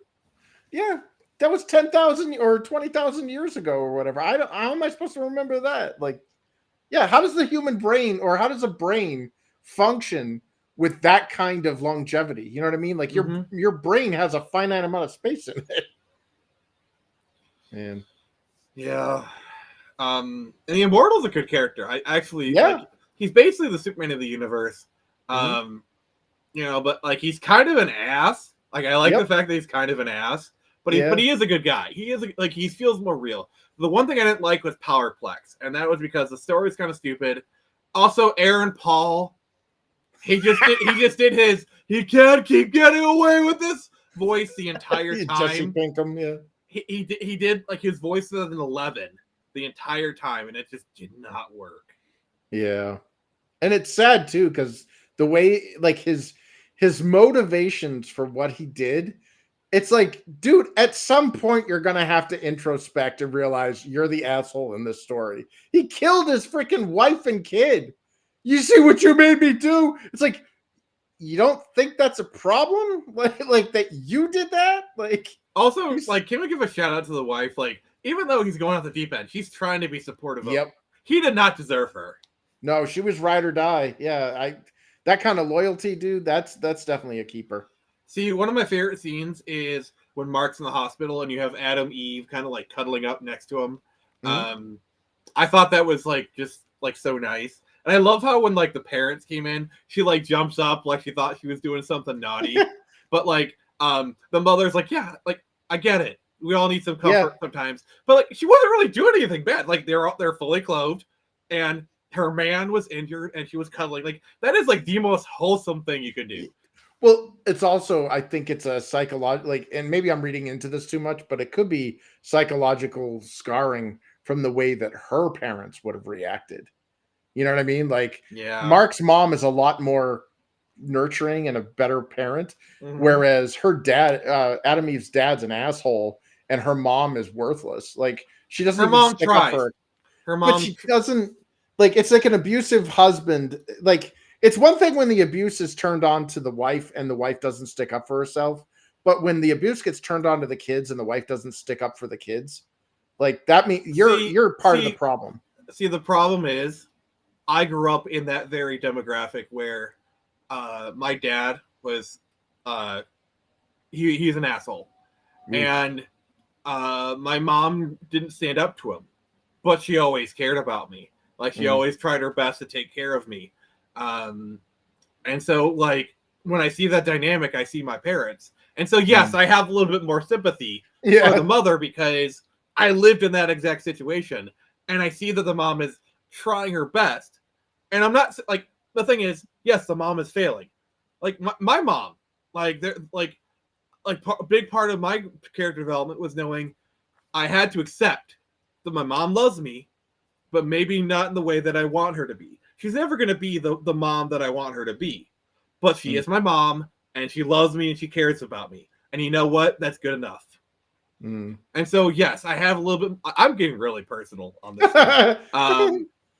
But like, so yeah, I'm a little more sympathetic to the mother because I see stuff in that, but well, it shows how good the writing is if you can identify with that, you know, like that's the goal that like, dude, if you're a writer and you have people talking about your book where they're like, they're putting themselves in those shoes and saying, I have loved ones that act like this, or I've lived in this, dude, you hit the jackpot. Yeah. Oh, today. damn. Oh God, the stories I can tell you from the Looney Bin. Oh God, that's a whole other set of stories, which I am not going to get into now. Yeah. Hey, Orthodox, how you Hey. doing? Oh gosh, we've gone over, but we're going to talk about Daredevil. I don't really feel like it. I mean, I got to go cry in a corner now.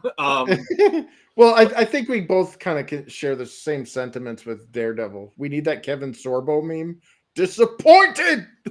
Yeah, like it's not terrible, but God, the leaks were true. Like the whole the Punisher storyline they're doing, and they literally wasted White Tiger. Okay, I'm predicting it now. We're gonna have female White Tiger by the end of the season. Oh. It's in the comics. It happened in the comics. But quick update on Screecher number 3. For those who are still waiting for their order, RJ should have everything by today, and he'll be shipping it out early next week. So we're talking Monday, Tuesday, Wednesday-ish to ship out those. And then Quartermain's coming. But I just want to give you guys an update on Screecher. For those of you still waiting, I appreciate you. And then also Screecher number 3 will be hitting Global Comics and Amazon after people get their stuff. So probably sometime early next month. I want to wait till the people who got the Kickstarter till I put it on there, because that's kind of a dick move.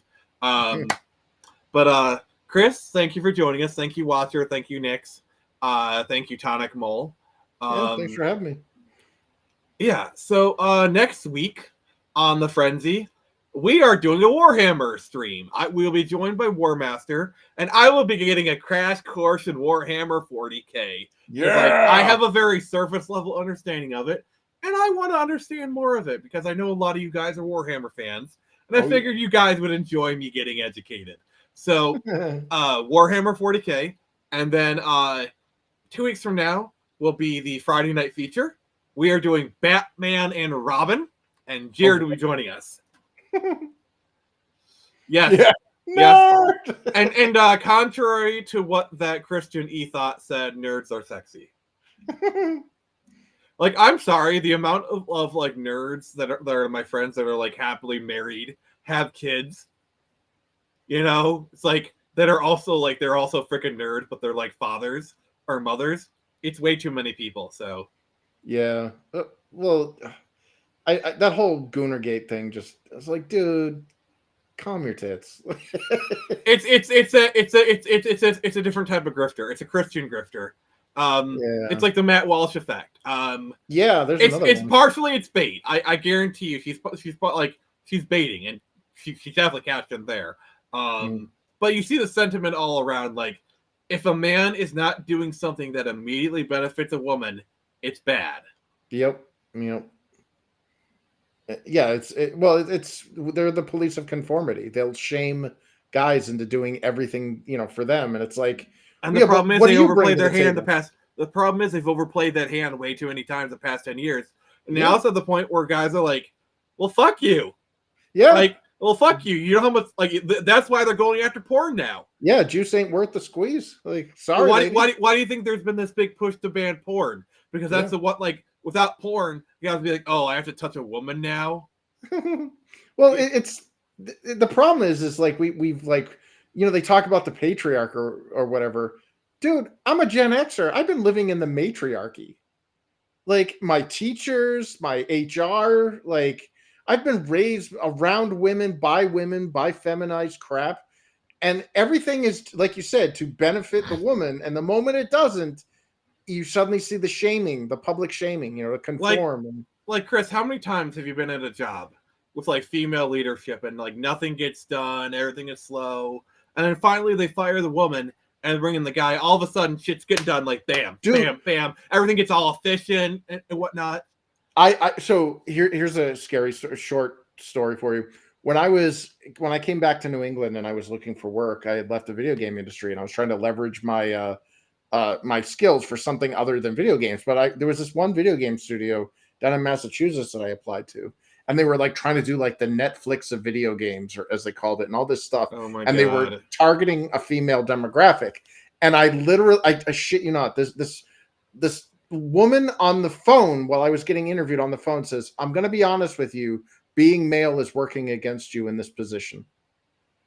And I was like, oh, so, I'm thinking in the back of my mind, oh, wow, discrimination, this sucks.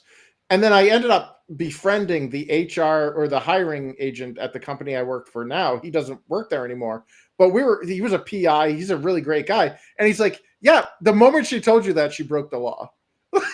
Like, that's a criminal offense. And he's like, unfortunately, it's very difficult to enforce.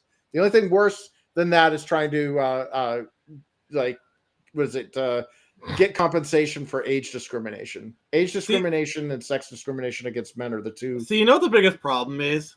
Mm-hmm. Like, there is a subset of women in the workforce that are literally, like, you can't put a price tag on them. You know, like the kind of women who, like, as women are a great organization. And when you get a woman who doesn't have the bullshit, who actually, like, dedicates herself to the job, like, you cannot, like those kind of, like, the office managers who they run a tight ship, they make sure everything's taken care of. Mm-hmm. Like those are the ones, like, for example, at id Software, there's a woman called the id Mom who's been there, like, for forever. Like, those women, they last there for 30 years. They often have more power than the CEO. Yeah, because they have a loyalty. Like, everybody loves them, Like, those type of office managers where, like, you get this, like, executive come in and he starts treating that woman wrong. All of a sudden, he's out the door. Dude, well, I'm grateful because the female engineers that I work with, in fact, almost all of the engineers I work with are women. Dude, not a single one of them is even remotely like the catty bullshit. They're the black box. They do shit that I could only imagine. Like, I'm like, I don't know how you just did that. See, here's a dirty little secret. When women actually, like, put effort into a job, yes, they can outshine a man. Like, in those office jobs, when they actually like for example, see, here's the thing nobody's talking about. Have you ever seen the first season of The Apprentice? No. Go back and watch the first season of The Apprentice. So this is like the Donald Trump reality show. They had a male and a female corporation. Okay. Mm-hmm. The female was like Protege Corporation. The females were kicking ass. Nice. Like the first 2/3 of the show. Okay. Mm-hmm. It got so bad that Donald Trump had to, like, literally shuffle everything up to put the males and the females together just because they were doing so well. And in fact, Donald Trump at one point said, I may never hire another guy again. Oh, damn. Because the women were putting in so much extra effort into their thing. And they were kicking ass.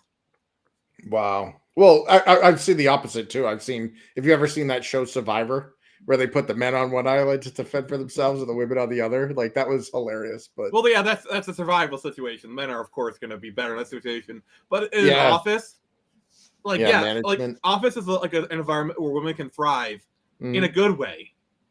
If it's funny because, like, I mean, go back and watch the first scenes of The Apprentice. I really recommend it. All right, yeah, I'll do it. I'll check it out. Like, it will be eye opening because, like, they're like, and they do the whole, they're just doing it because of the feminine wild, their sexuality, and they even like made fun of it on SNL at one point. But, like, it's just they put in more effort. Like, there is this one thing where, like, they're trying to do, like, airline advertisements. So they basically just took a bunch of pictures of airplanes and like made them look like genitalia or something. And they had like cheeky things like it had like a jet engine and it said, "Do you measure up?" Like, actually kind of like, and when they went in the meeting, they all dressed like stewardesses. Oh, wow. Like, that's presentation. Like, it's like they put in effort. Like, this is not a sexism thing. This is just they did the work, It's like, But yeah, check it out. Check out that first, like, at least like the whatever. Yeah. And the thing is, this is like a Donald Trump show. It's like, it like anybody who sees that, like, oh, Donald Trump sex, like, okay. No, Donald Trump cares about green. That's the only thing he cares about is green. He cares about competency. He doesn't care if you're a man or a woman. If you can do the job. Yeah, if you're costing him money, it doesn't matter if you have a great set of tits.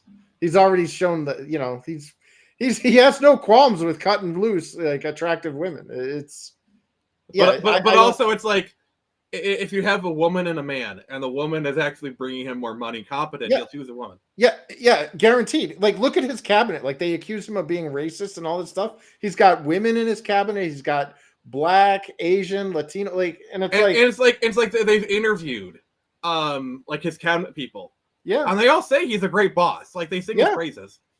Like, they say he's tough, but he's fair. Like a lot of asshole bosses say, I'm tough, but I'm fair. No, you're just a fucking asshole. Yeah, but there are bosses who are like that, who are actually tough. He's results driven, which is a good thing, because in our government we don't have a result. We haven't for the last 4 years had results driven government, and as a result, we've had they found $650 billion that went to waste. Like, they gave $6 million to Whoopi Goldberg to be on The View for diversity. Like, people should be walked away, like, in cuffs, Like, oh yeah, I've heard. Wasn't it like they gave like $2 million to a Pakistani to do like a gay comic? Like, hey, I got a comic. Yeah. Can you fund my comic? It's got a woman in it. Yeah. I guess I could throw some lesbian elves in Infinitel in Peru or whatever wants to. Yeah. The government comes in. They want everyone to. They want some black elves. Yeah. Well, and it's, I don't know, like, all that wasting though, and like, as much love him or hate him, dude, it's about results. And also the reaction on the other side is saying so much. Like, how much they freaked. Like, no one knew what USAID was until this, and the amount, like, how much they freaked out. Yeah. And then also, like, we've been saying, like, Europe needs to pay for, like, their share, and then as soon as they do this, and now they're doing it, it's like they think they got to win. But like, no, we've been wanting to do that for like this is not a Trump issue. This goes all the way back to like Obama and Bush era. Yep. Yeah. We've been ripped off as the American taxpayer. Our money has been going to a bunch of crap while we're barely squeaking by. Hey, Belladina, like, yeah, we're going, like, yeah, we went way over, like, we got to talking. We need to. We 2 minutes. Was it 2 hours and 42 minutes? Yeah. We usually go for 2 hours, but we're like pushing 3. So, thank you, everybody. We'll see you next week. See you tomorrow. We're just gonna be hanging out with some emulators, just chatting. Nice. Like it if you can. And this has been Nick from the Phoenix Press. Remember, I can only show you the door. You're the ones to walk through it.